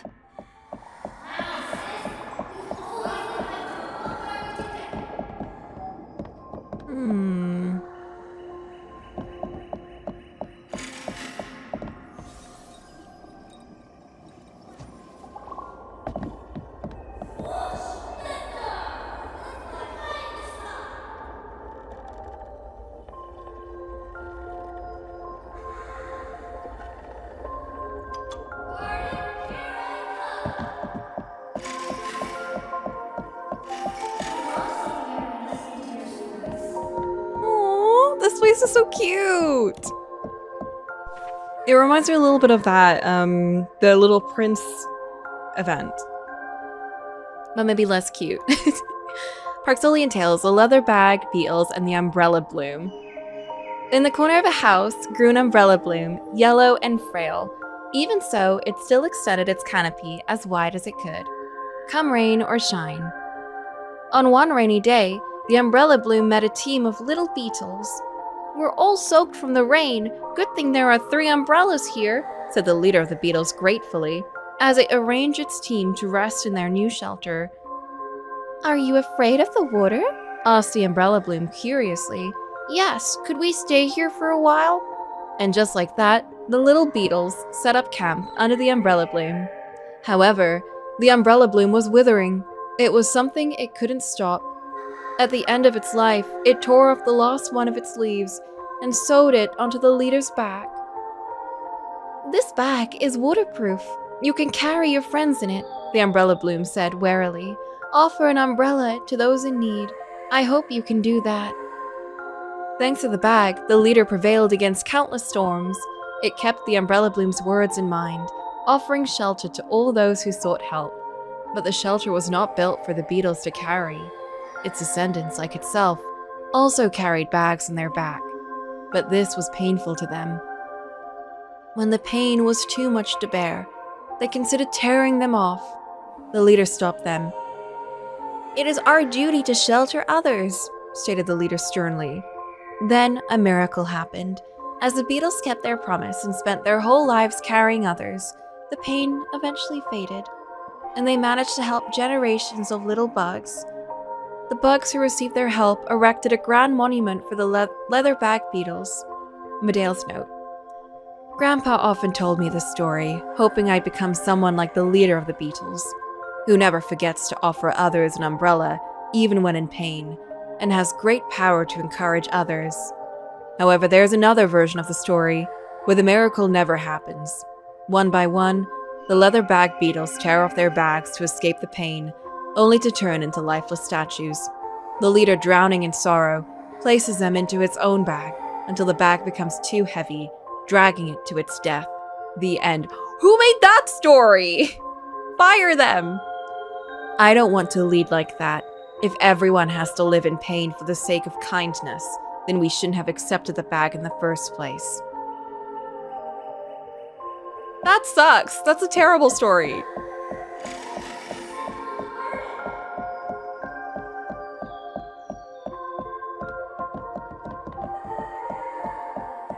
I want to go this way.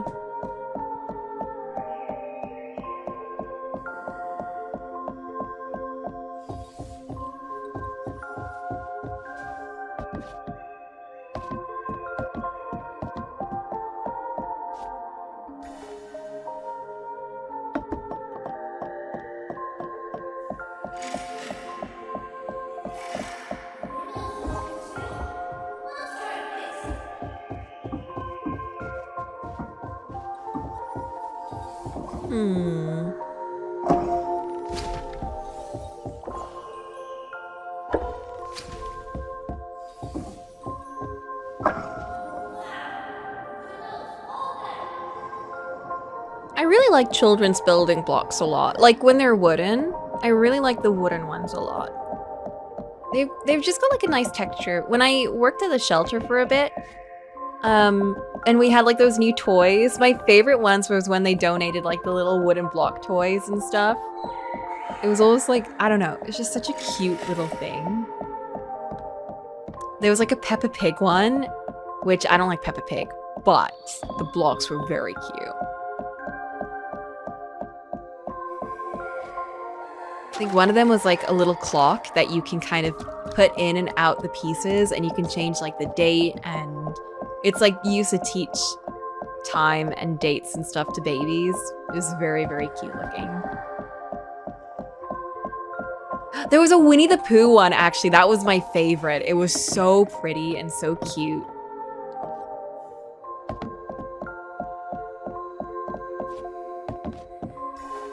Ah, now this is unlocked.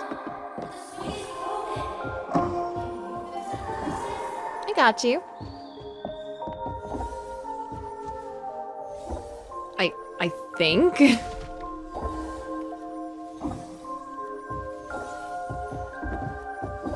I'm trying to. It's really hard.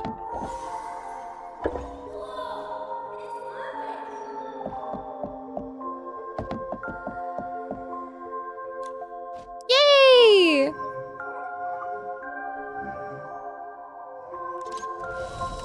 Oh, we've spawned another copy of him. That's a little terrifying. Also, the lighting is a little terrifying on this.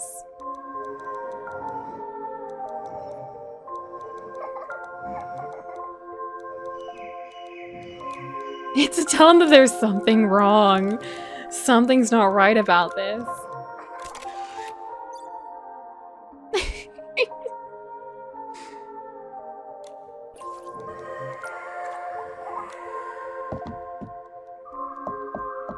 Oh, he's still there. He's still there.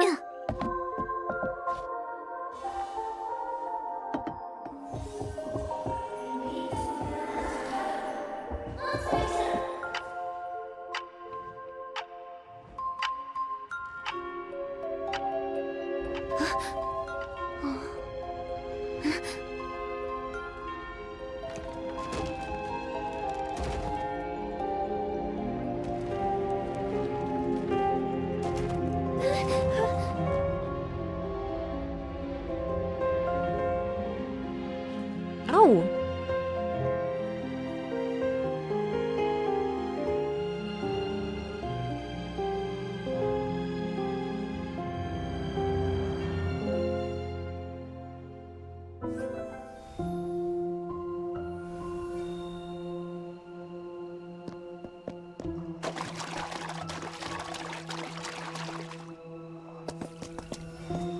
This is more what I was expecting. I saw a glimpse of the gameplay in this section and I thought like, oh, this is gonna be very cutesy and not very like spooky or anything at all, I guess. I didn't know we had this whole section to contend with. So I thought we would actually be playing with building blocks for the entire thing. And it was gonna be very cute and we'd had a little bone companion to mess around with. So mine was a very different perspective. Also, unfortunately, I'm gonna get hit with the ad again, so I will be back in 2 minutes. Let us continue.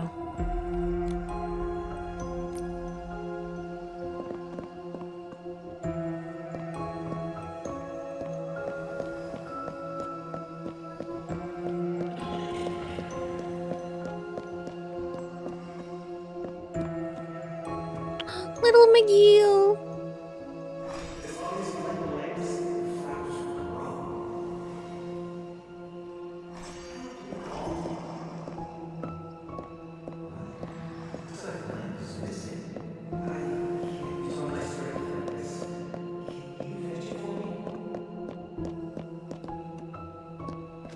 Oh, right. I can't pick it up physically, obviously.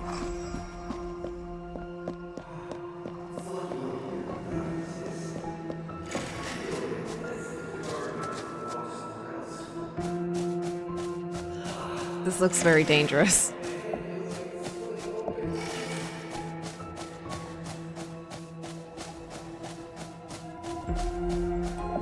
This is pretty. Oh no. What did I say? Who knocked that over?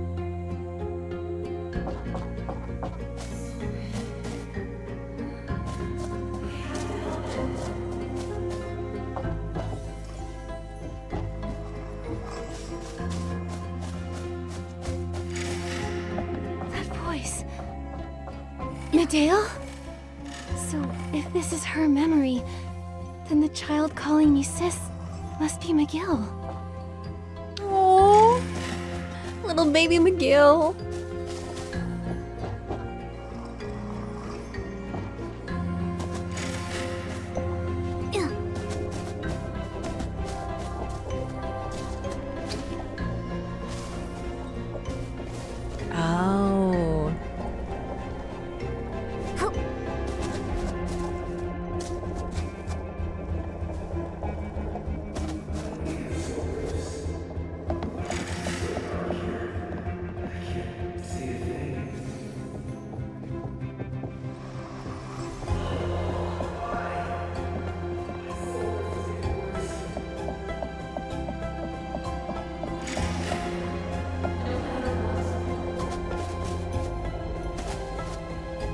McGill looks like he's in so much pain.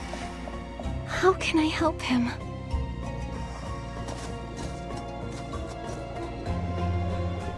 Did she save him? What happened?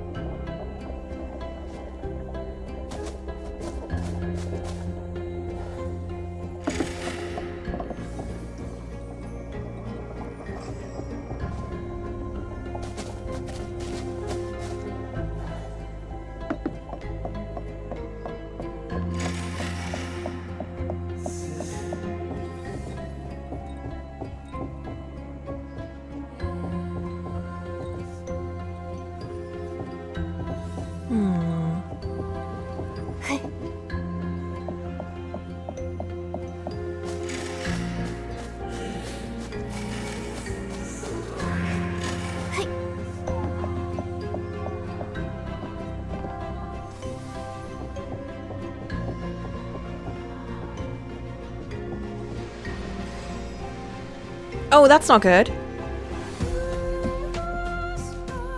Ugh.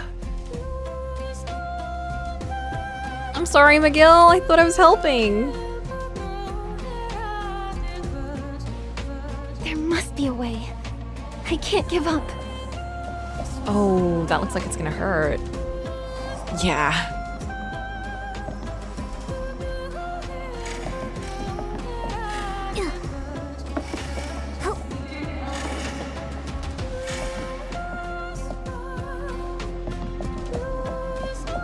Oh no, now they're harmful.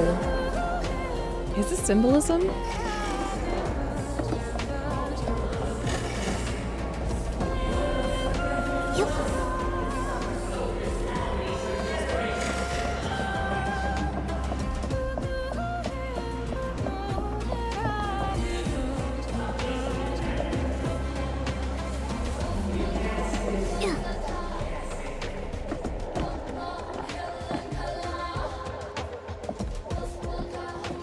I love the language that they use in the Boneyard.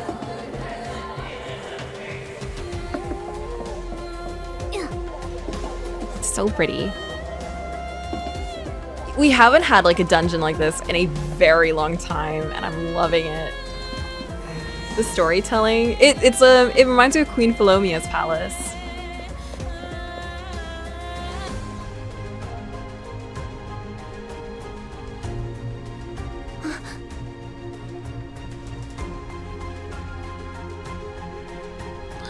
Little baby McGill.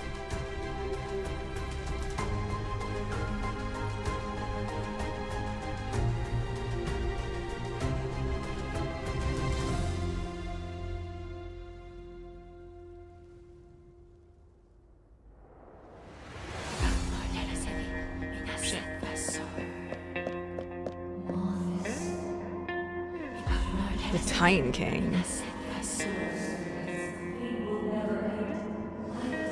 Those look like Shao.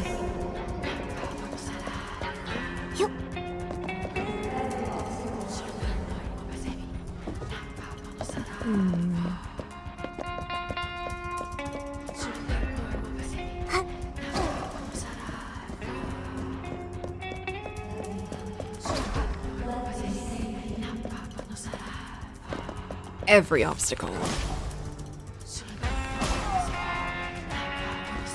Oh my god. Oh, they're people!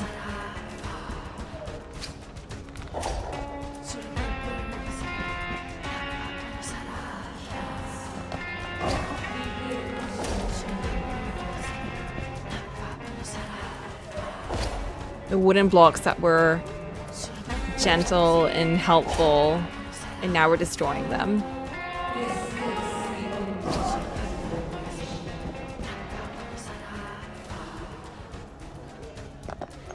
This is so pretty.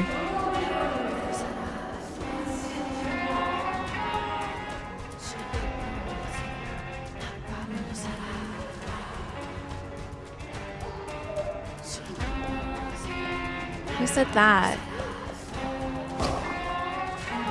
Turn back.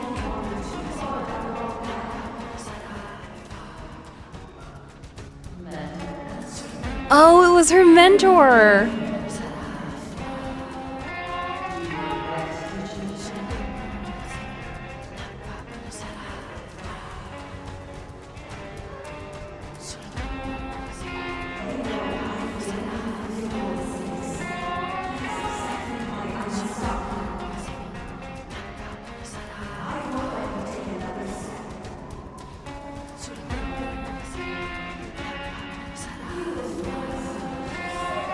She killed her.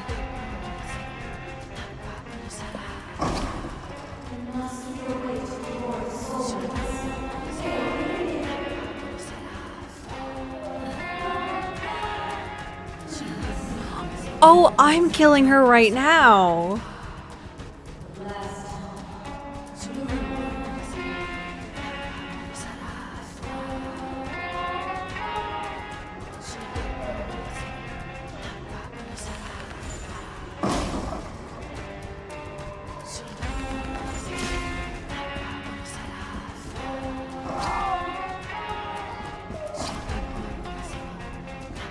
Oh my god, hearing the cries every time.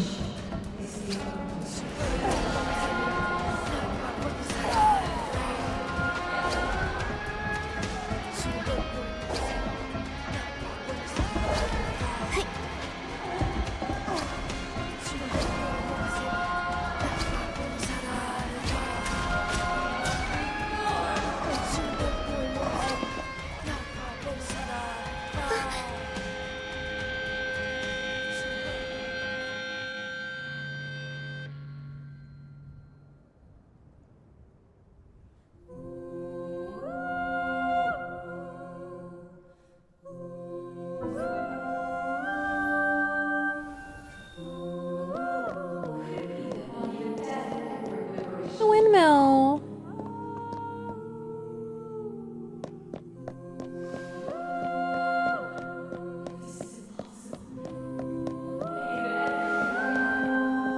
I'm sorry, Medale. I'm an awful mentor.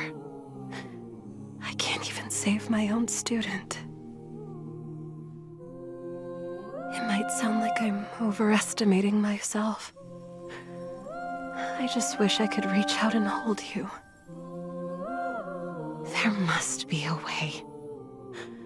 Turn back, Medale.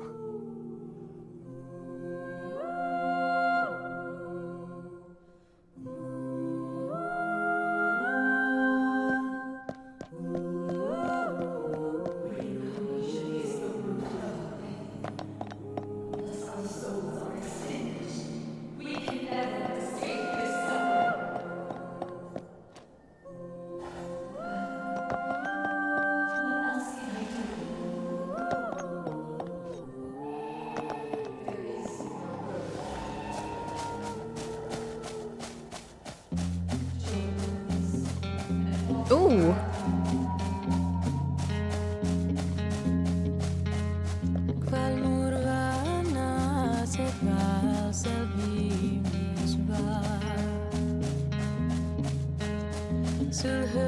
I didn't think we were gonna get another.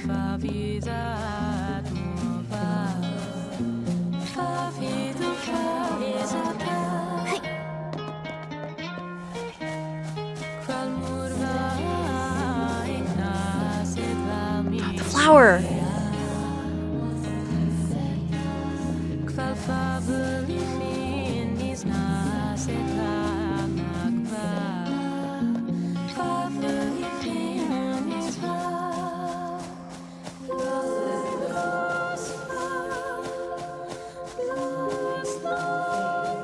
It's the leitmotif.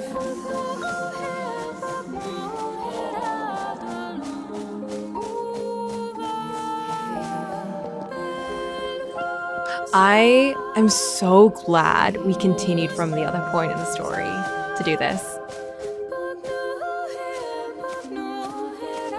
Because I really wanted to know more about Medale.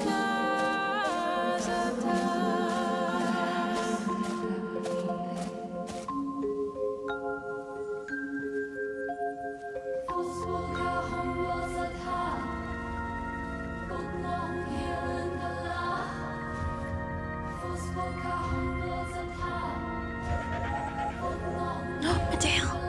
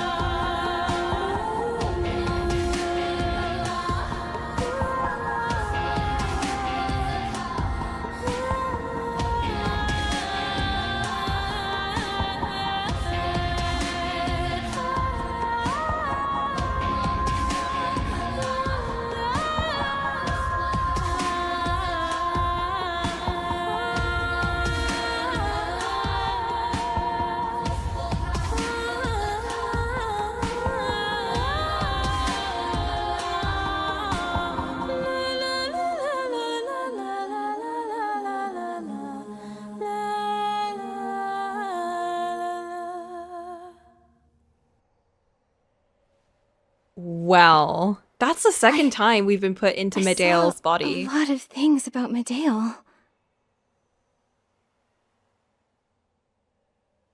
You sure did.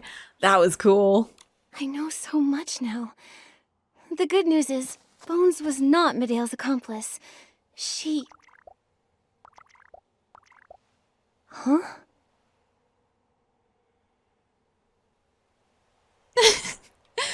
Not again. Nikki, things on my end have wrapped up for now. I'm coming to find you. Are you at the memorial site? Nikki? I'm on my way to the memorial site. I'll be there in a moment. I couldn't find you at the memorial site. The patrol's already headed out. A team member heard you were at the cavern. I'm almost there. Well, he went on an entire journey while we were going on an entire journey. That was a very good dungeon. I very much liked that. The previous ones were okay, but they just weren't like... I think after doing some of the like initial dungeons, like Queen Philomena's Palace was one of the big ones for me. I was really waiting for another one that was like that, and I feel like I got it here. Except this one was like, I feel better than any of the previous dungeons we've done. I really, really like that. I would have liked subtitles for the background. Oh, same, yeah. There was things that like Medale and Astrid were saying that I couldn't quite make out completely. Miguel, I'm fine. Let's meet up outside the cavern. Stickers! That's cute. I'm so sad because she's awful and she's done awful things, but it's just like seeing her as like the big sister to him and... Oh, I'm glad you're safe. Did something happen inside the cavern? Well... Once I was inside, I found a strange place and saw many memories. I played with a little boy who called me his sister. He had a soul rift flare-up, and I couldn't heal him, no matter how hard I tried. That boy was you, Miguel. Sounds like you've seen it. Mine and my sister's past.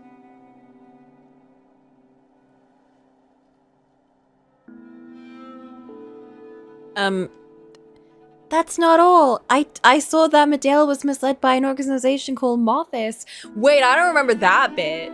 I know that they said about bringing the Titan King back. Oh, are we gonna find out about the ringleader behind all of this?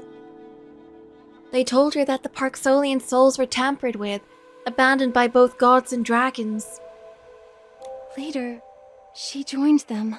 I didn't know they were called Mothis, though. Medale wanted to bring peace to her people in her own way. That's why she planned the disaster. I know. It's wild that she And Mentor Astrid.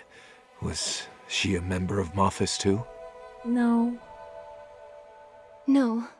During the disaster, she stood in front of Medale and tried to stop her, but failed. I see. I admired Medale when I was little. She did everything perfectly, almost like she was omnipotent. No, she wasn't. I relied on her. I told her everything, from the pain of Soul Rift to my worries. I thought she'd have all the answers. Oh. I didn't see how withdrawn she was becoming. It probably just worried her more, She grew up which is sad because and left home to embark on another path in despair. Sometimes I wonder if she was ever really happy. because he didn't do anything wrong. You should be able to tell like your family what's going wrong, but I feel like she wasn't doing the same, or she didn't have anyone that she could tell everything to, since he was her little brother. Miguel. I've accepted what fate has in store, even if it hurts to hear. But some people surely need more time to accept it. She was taking on everything he was telling her. Let's go find Mentor Astrid. Where is she gone? I have an idea. She might be where we first met. The souls say their boss is always there. That place must be special to her. Then let's go. Let's go. I like how they're like, we'll just teleport you there, okay? Okay. All right, let's go. Let's go. More games should do this. Sometimes I don't want to open the map and pick a place in the map to go somewhere. Sometimes I would rather if you just took me there instead. Ooh. It's a good thing I've been collecting bugs. Nikki, there's a soul floating not far from here. It might be Bones. I think that is Bones, actually. And I'm not just saying because it has bones on top of her. Also, we know what her name is. Why are we still calling her Bones?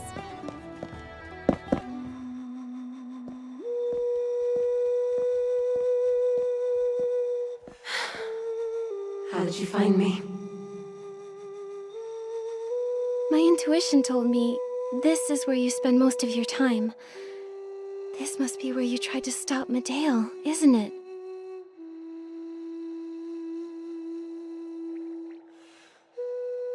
Me? Stop Medale? I became her accomplice long ago. You saw my memories, Nikki. We both know it. But that memory might not be showing us the truth. I think it's because you think the disaster was all your fault. That's why you blamed yourself for everything and edited your own memories.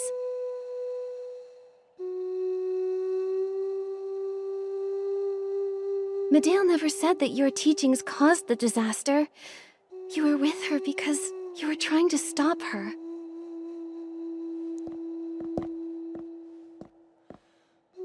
You risked your life to do so. How could you be the one to have led her astray?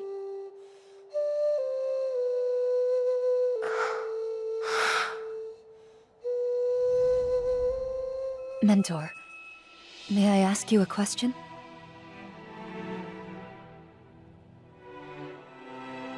Suppose there was a torch whose light could briefly dispel the darkness, one that would burn whoever held it. Should such a torch ever be lit?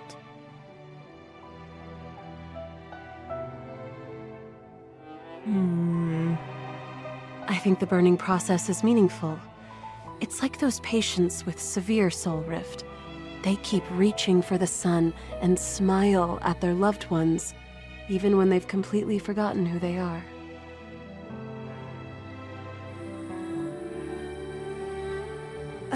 But isn't that the cruelest part? The souls of every generation are constantly declining. The process we call life is essentially a prolonged death for Parksolians. What you're really asking is, should a race destined for hopeless suffering choose not to go on? Rationally, yes. Maybe all that remains of our fate is darkness.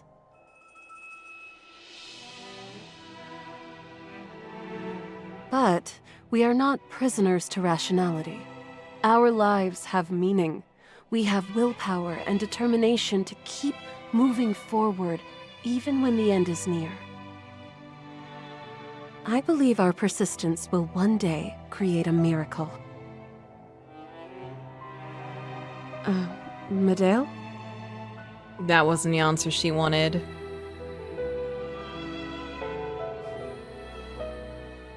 Medale once trusted me completely as her mentor.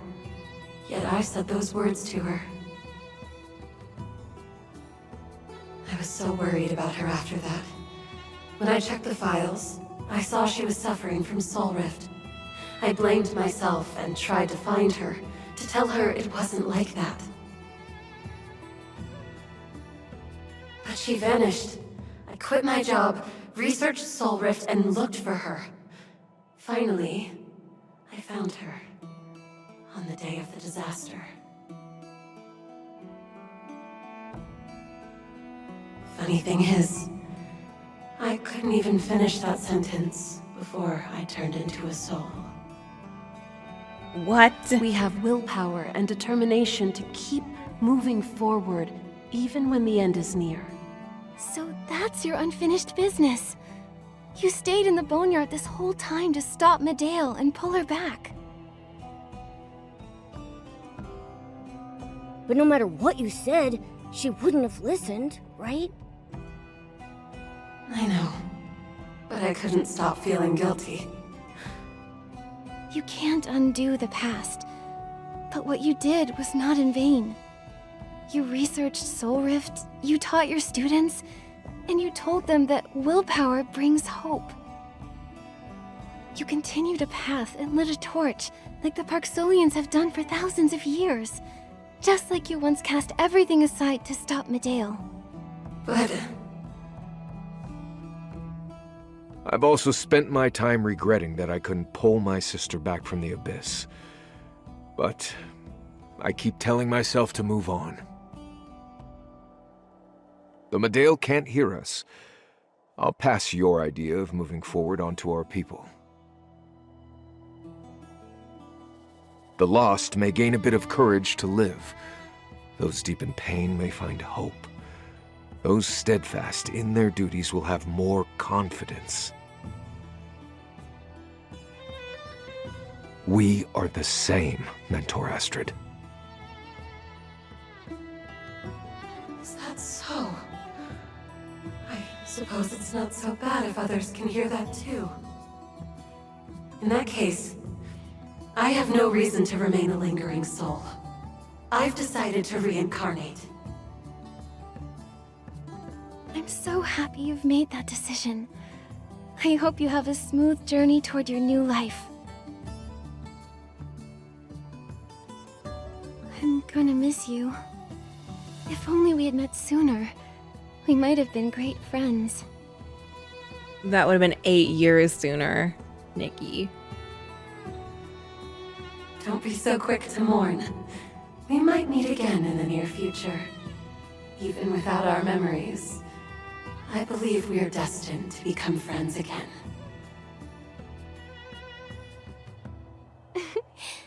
Yeah. Go. Say goodbye to your friends, Mentor Astrid. We'll wait for you at the tide-sending ceremony.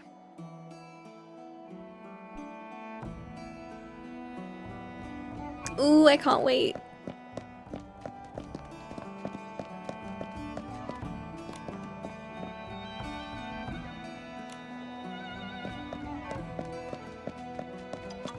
Okay, let's go.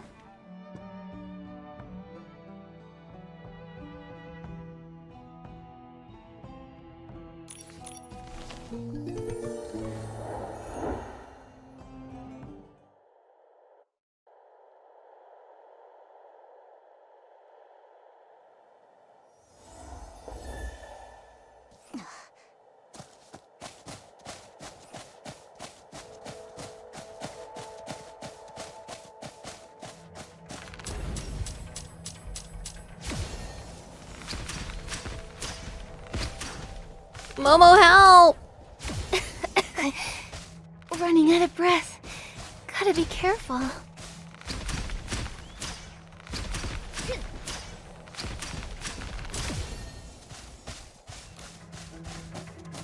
You did your best, Momo.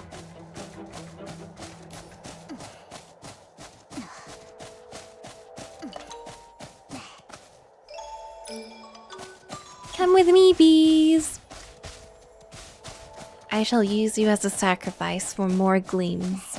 What are they called? Glow-up orbs?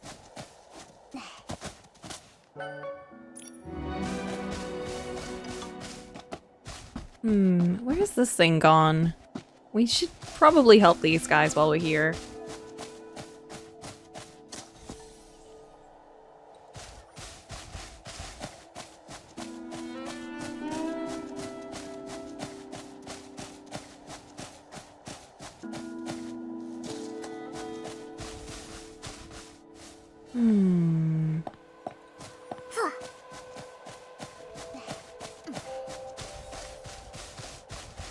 There you are.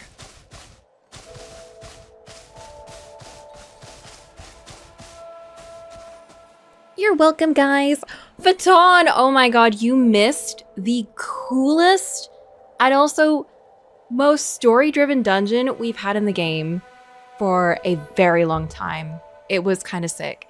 Forgot to pack my toothbrush, and there's no toothbrush in my hotel room. No! That literally, I mean, I wouldn't trust a toothbrush in the hotel room, TBH. Even if it's wrapped in everything, I just never do. That happens to me every single time I travel anywhere. I never remember to get my toothbrush, and that's why I have so many toothbrushes that I have bought from like wherever else I've been, and I also just like forget to throw out because I've used them once and then I just never remember to take them again. Where are you right now? You're welcome, guys. Yeah, it was very sick. It was, I really like this event. This Nikki event is very, very, very, very good. Although we're at the end of it now. But it was very, very, very, very good. You're in Lithuania? Oh shit, what are you doing there?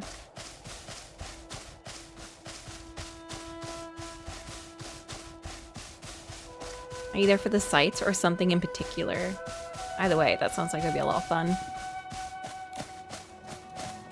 I need to go traveling. I am jealous. I want to go there too.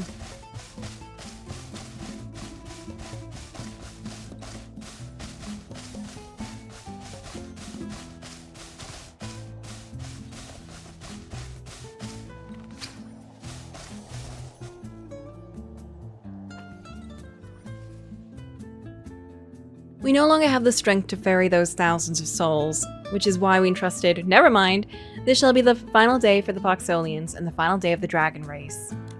And yet, it is also a brand new day for us. Even if the path of the ferryman is destined to be rough, please remember the words once left by the pink-haired friend. Everything in your power, and then borrow a little luck and hope from your future self. You did a treasure hunt where you walk around the city and solve riddles. It was fun. Ooh! That does sound fun. Was it like something scheduled by someone?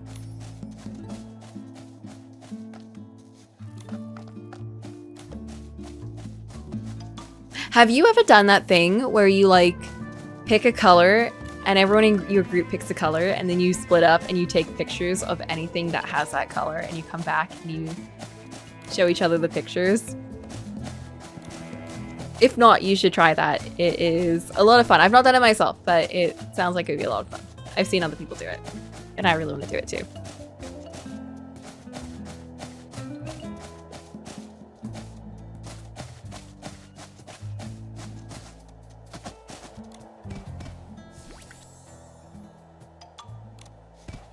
Our HR lady and the project manager did the planning. Oh.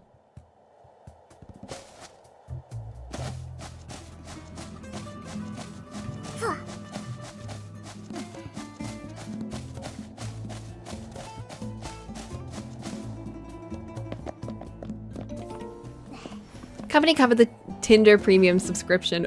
His Tinder premium subscription? We were eating dinner at the restaurant and half the company was helping our coworker make his Tinder profile better. Really? Oh my god, that's so fun. At the company dinner. That is wild.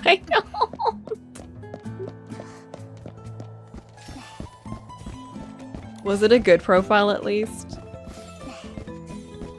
It has to be fun if they're covering a premium subscription. When he ran out of swipes, I gave him my phone and he immediately got me a match and a whole table chair. Let's go. Did you end up going or did you leave it to him? Ooh.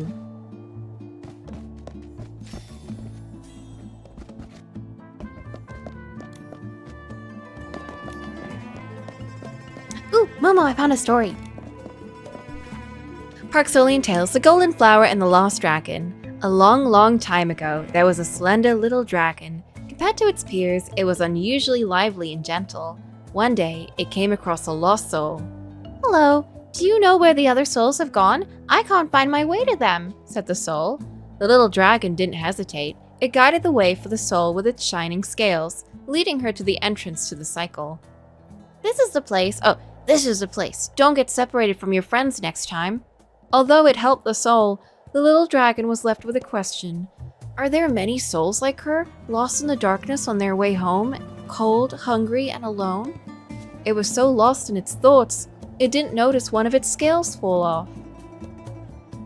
Don't worry, we'll take care of it. A thin voice came from under the dragon's feet. It was a golden flower, born from the dragon's scale. One by one, patch by patch, these flowers sprouted from under the little dragon, like tiny little suns. They attracted souls with their light and formed a golden path leading to the cycle. Thank you. The little dragon gave the flowers a smile. It flew toward the entrance to the cycle like a flag bearer leading a march. Behind it, all kinds of souls followed, many among them dragons themselves. They passed by the little dragon, offering the lost guardian a gentle hug. Goodbye, the little dragon whispered to them. The lost dragon stood in the field of golden flowers as it watched the souls reach their warm, bright, and hopeful new life. Medail's notes. The story is seen as the origin of this tide-sending ceremony, despite the fact we still don't know if there was any truth behind it. For as long as I can remember, every tide-sending ceremony has had a witness who plays a vital part of the ceremony, just like the little dragon in the story. Flowers are an essential element as well, although they don't have to be golden in color. What I'm curious about is that if the golden flowers grew from the little dragon's scale, did it have to shed a scale every time the souls needed guiding? I was wondering that, actually. We may never know. And then did the dragon end up losing all of its scales? I thought that's where it was going to go. But maybe not. Maybe not. Maybe it was a good ending. Angert! Another tide-sending ceremony. No matter who they were in life, no matter what great deeds they accomplished, in the end, they all returned to the same current. After this, the Parksolians should finally find some peace, and so should McGill. In any case, we're counting on you again for the ceremony, Your Excellency. Angert, you have helped absolutely not at all in this entire event. You've just been snarky. And I love that for you. Keep it up.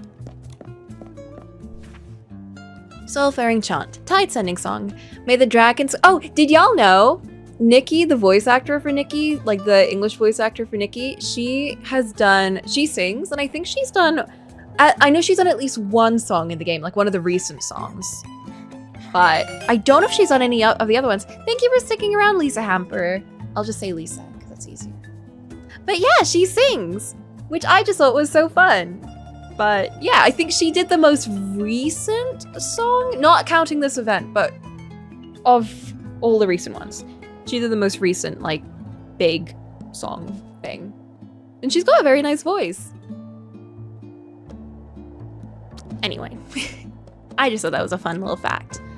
In the ancient tongue, the tide-sending ceremony— also, the first song in the game— sorry, I'm bringing us back to this. The first song in the game, like the promotional main theme song that played in the menu when the game first came out, did y'all know Jessie J sang that song?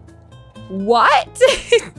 I know Idina Menzel sang the Itzalan one, but Jessie J sang the original song? I love the original song. That is like such a fun little nostalgic one for me, but I just thought that was such a fun little thing for me to find out.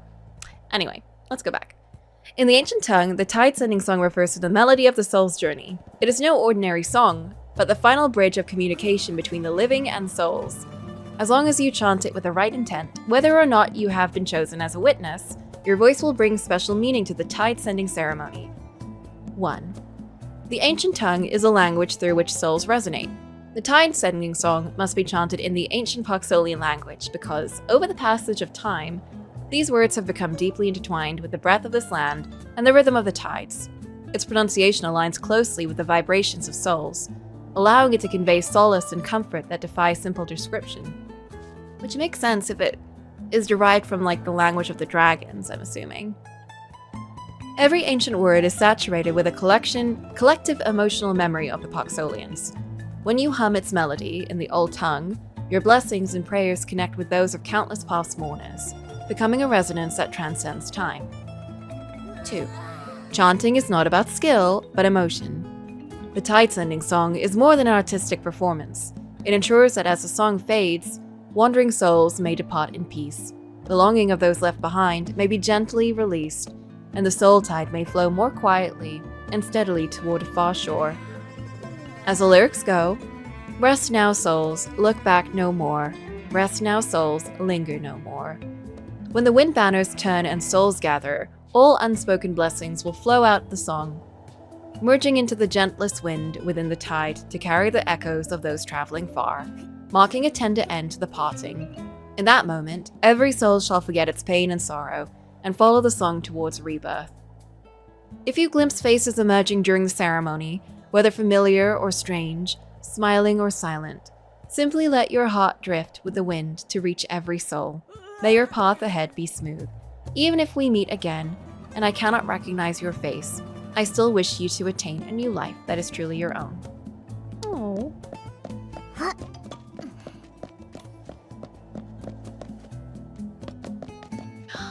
see more. Come with me, little buggies. Yeah, I am very glad I went for the bug outfit. One for the hair, but also it's been so useful. Research notes on the tide-sending ceremony, Lios Vita. As I journey the world, I witness people send off their dead in countless ways, some solemn, some tragic, and some silent. But the Parksolian tide-sending ceremony stands out among them as the only one that made me realize how grand, warm, and powerful a farewell can be. I've heard about that. I think there's some cultures that do this, but also I know that in any culture, I know that some people like to do kind of a grand, a funeral that's more of a celebration than kind of a mourning. Parksolians do not bury the dead in sorrow, but celebrate the souls as they graduate into a new, different kind of life. Soul banners along the shore. What I saw during the ritual's preparations was unexpected. Colorful decorations were placed by the sea. The air was filled with the calming scent of dragon's breath flowers. The Parksolians seemed at ease as they walked by, accompanied by occasional low chatter and laughs. A healer named Fenella kindly assured me, "Please do not burden yourself with grief, for this is not a day of mourning." Tide-sending night. Parksolians believe that when they bury the dead at sea by boat, the souls will return to the cycle with the soul tide. A tide-sending ceremony is held as the soul tide subsides, where a tide-sending song is played to ferry the souls, which have gathered from near and far in a highly efficient manner. What does that mean? The ceremony begins with a wailing of soul ocarinas as all of the Parksolians dedicate their gentle blessings to the souls through song. Tonight you walk in each other's song. Though this is a goodbye, you are not alone. When the coldness of death becomes a daily occurrence, how do the living keep each other warm? That was what confused me the most, seeing how every Parksolian was afflicted with soul rift from birth. Then I arrived at the Soul Crossing. A market opened to celebrate the tide-sending ceremony. There, they told me, if souls harbored regrets or confusion when departing, their road to the cycle would be filled with hardship. So to help make their journey easier and relieve the pain of grieving, the Parksolians choose to honor the dead with warmth and surround each other with gentleness and lightheartedness. It was then that I found my answer.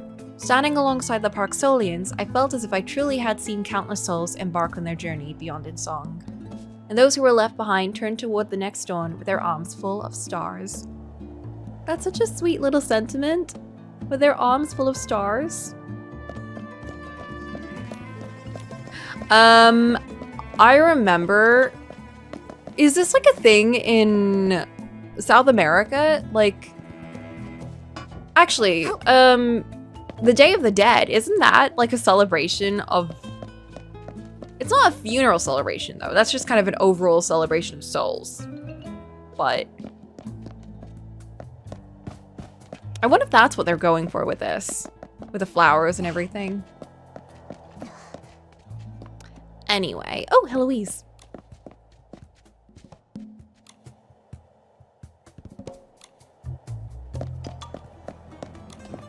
The boneyard. Nope.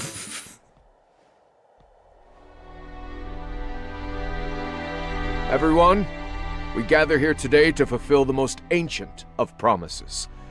We will complete the ritual to send lingering souls back to the shore of reincarnation. This departure includes several Parksolians who were victims of the disaster 5 years ago.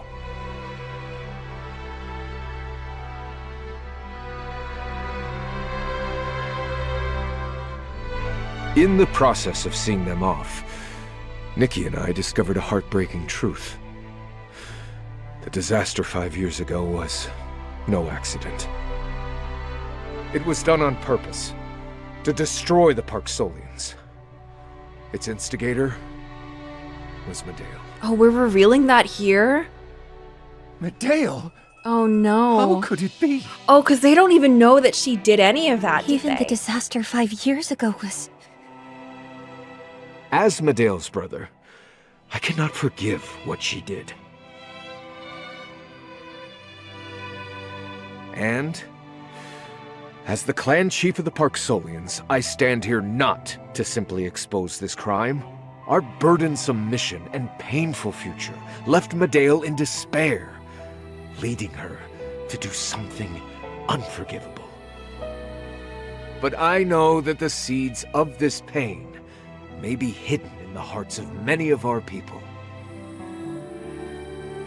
Even I felt things were utterly pointless during a Soul Rift flare-up.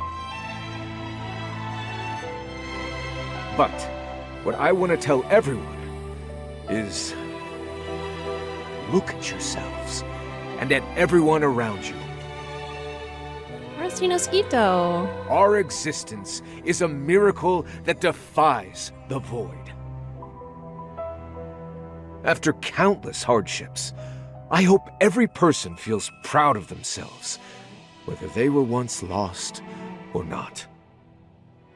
I, too, shall dedicate my life to protecting the people who make me proud. Next, I invite pumping? Nikki to be our witness.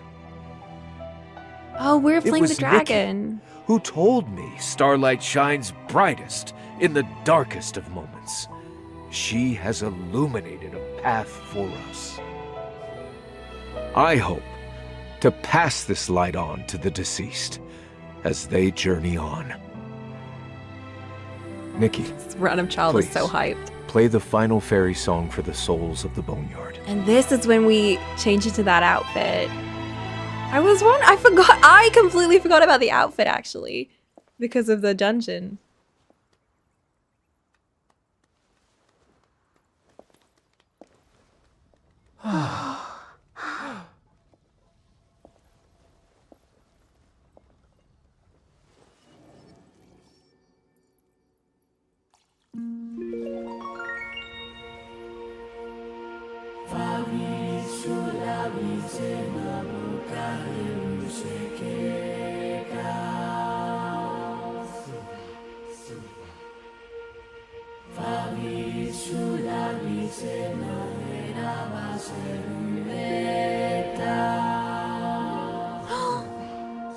Astrid!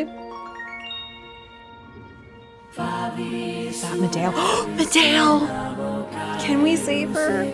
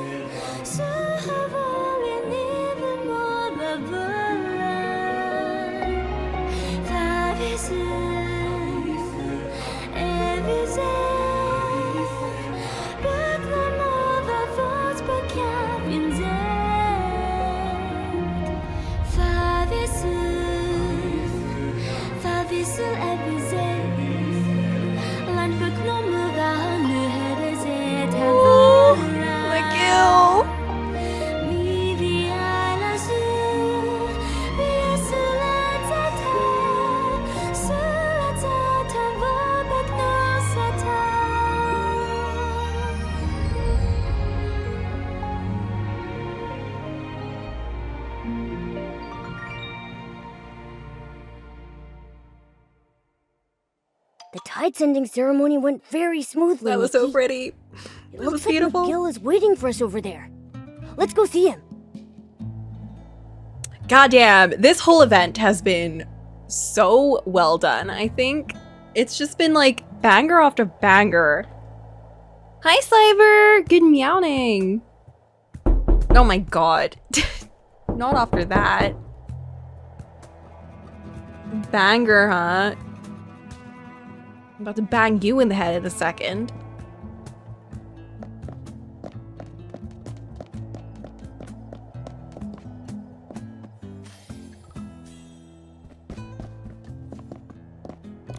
The long-awaited tide-sending ceremony is finally complete. Do y'all like Thank my you, McGill cosplay, by the way? I'm guessing from that reaction, yes. No one, you wouldn't pull Bibble out just for nothing. Those departed souls will lose their memories and move toward reincarnation and their destined rest. I felt an indescribable peace playing just now. I think those souls felt that tranquility too. I don't know why, but I feel like Medea's soul was among them. Did you not see her soul, Nikki? Medea was chosen to be the witness once, but she didn't accept. Maybe she'd already chosen a different path, even then. If she hadn't fallen into despair, perhaps she would have been the witness and completed the ceremony as her people expected. I suppose it's not good to dwell on that. But Nikki, Bones gave me this Why are before we she so left cool- for the dragon ruins. She insisted I give it to you. Why are we still calling her Bones? We know her name is Astrid. That's so funny. If she played the witness, I think she would have felt more despair. Are you talking about a game? It's a bracelet. But why didn't you give it to Nikki herself?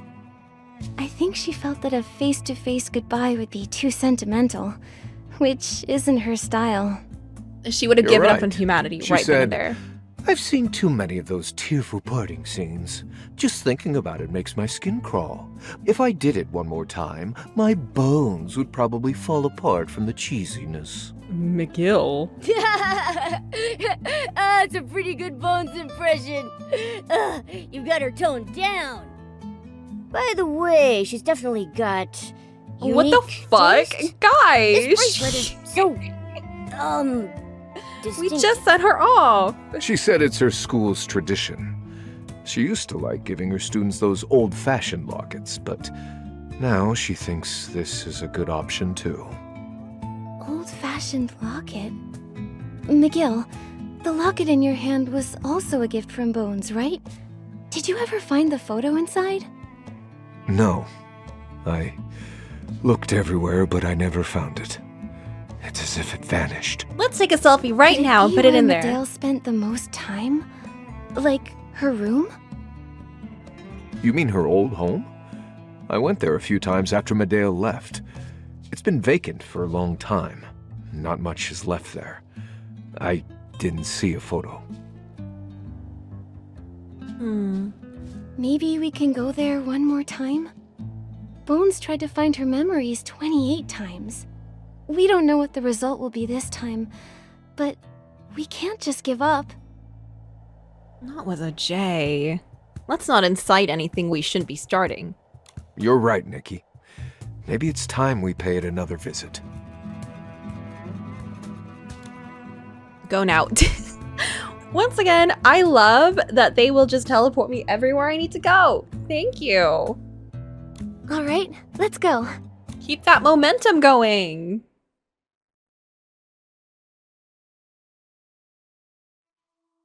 This is where Medea used to live. Oh. Ooh, love the plants here. Very pretty.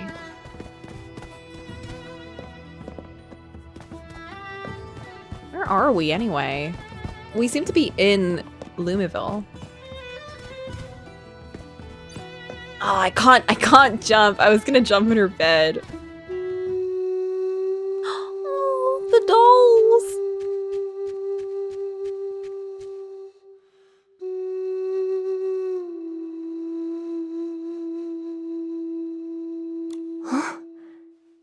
'Tis...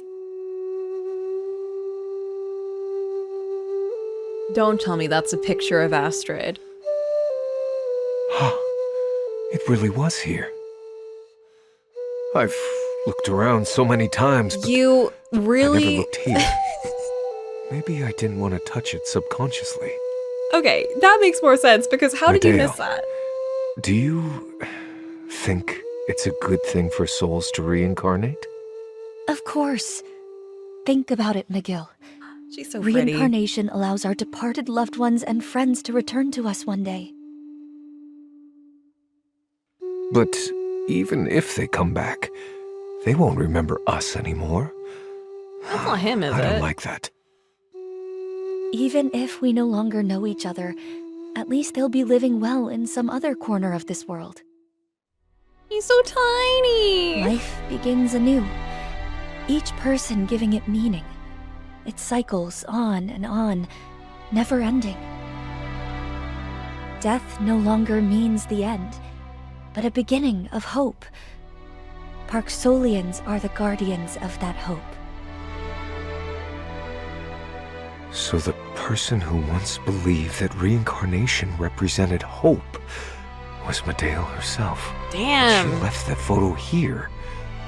So from that moment on, she vowed to never look back. She got destroyed by that cult.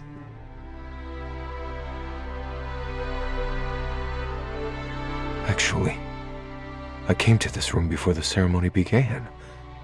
Then...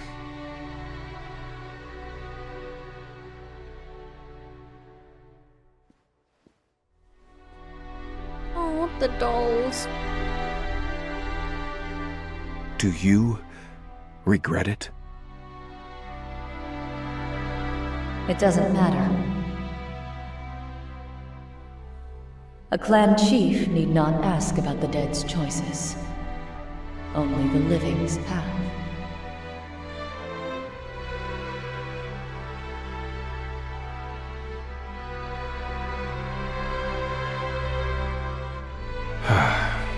Goodbye, Medeo.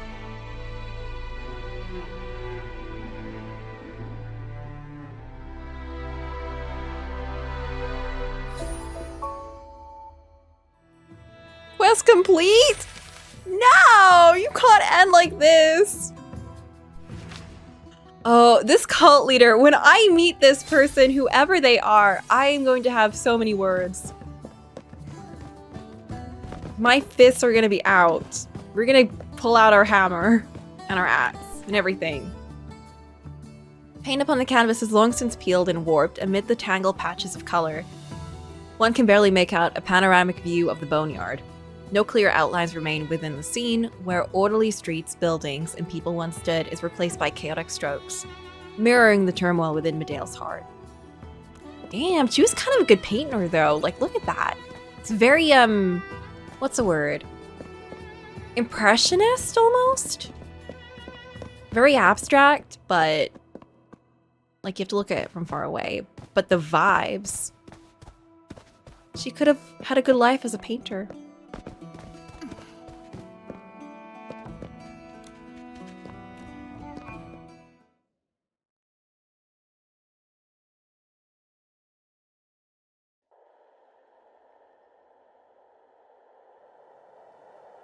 She had too many book boxes. Oh, her room was here?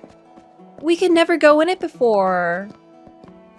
Wait, where's your room then? Oh, McGill's room must be like around here then. I want to go in. What are you doing?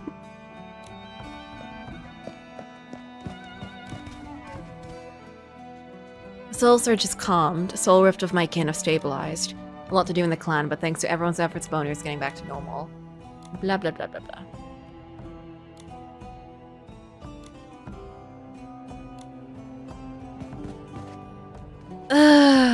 Where are we gonna go after this?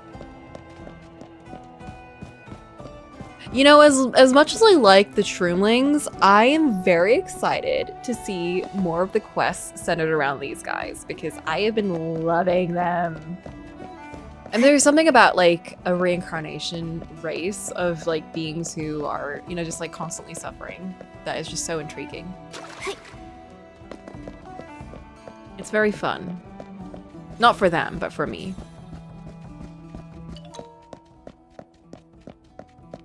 In fact, it probably sucks a lot for them, actually.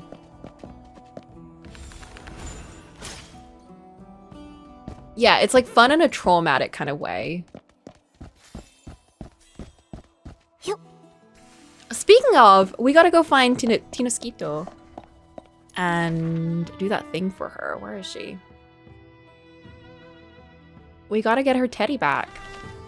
I think what I want to do is, I really enjoyed that day when I was just doing like side quests and stuff. Because I do like the big missions like this, but I kind of just like running around and doing like little missions and like collecting documents and talking to the NPCs. There's a lot of like little stuff that goes along in each location. A lot of like character stuff that happens in the background that you don't really know about unless you kind of do the side quests and things, which makes sense, but it makes me want to do the side quests and things so I can know what's going on and so I can see them again. Yeah, just like a vibes day. You know, no plan or anything, just kind of doing whatever I haven't unlocked yet. Although it means that I have to have my voice working and everything has to be fine, and God, my voice was not working yesterday. But at least it's working today. Ooh, I love me some free outfits. Oh. Initial stage only, later stage not included. Oh, so I don't get to do the story bits again. That's fair. That's fine. Okay, I'll do this all in my own time and explore all of that.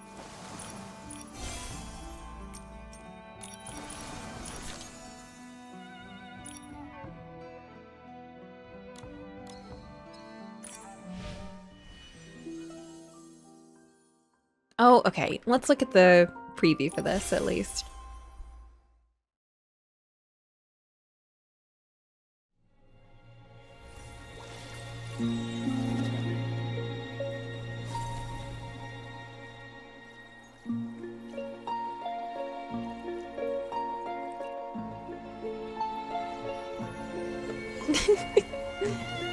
I will not get baited.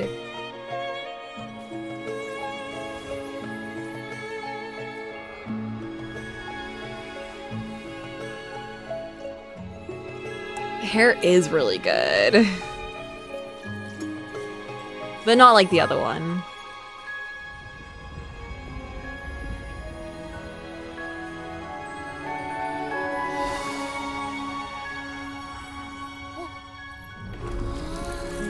Oh, the Momo outfit's really cute.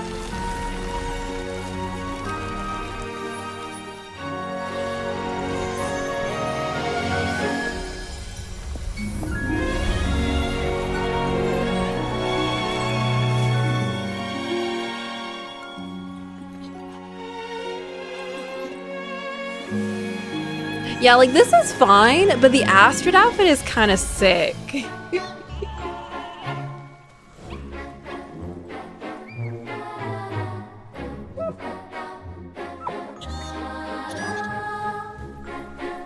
Wait a minute, is this an animal rearing outfit?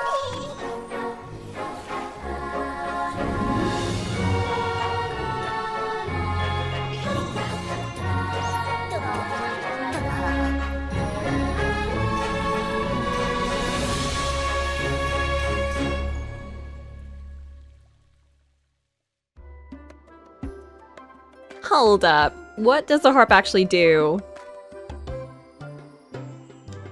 It draws nearby animals to gather and listen. They drop their god, allowing Nikki to approach and groom them. This is exactly what the Timeless Melody outfit does then. So it's the exact same thing as a Timeless Melody outfit.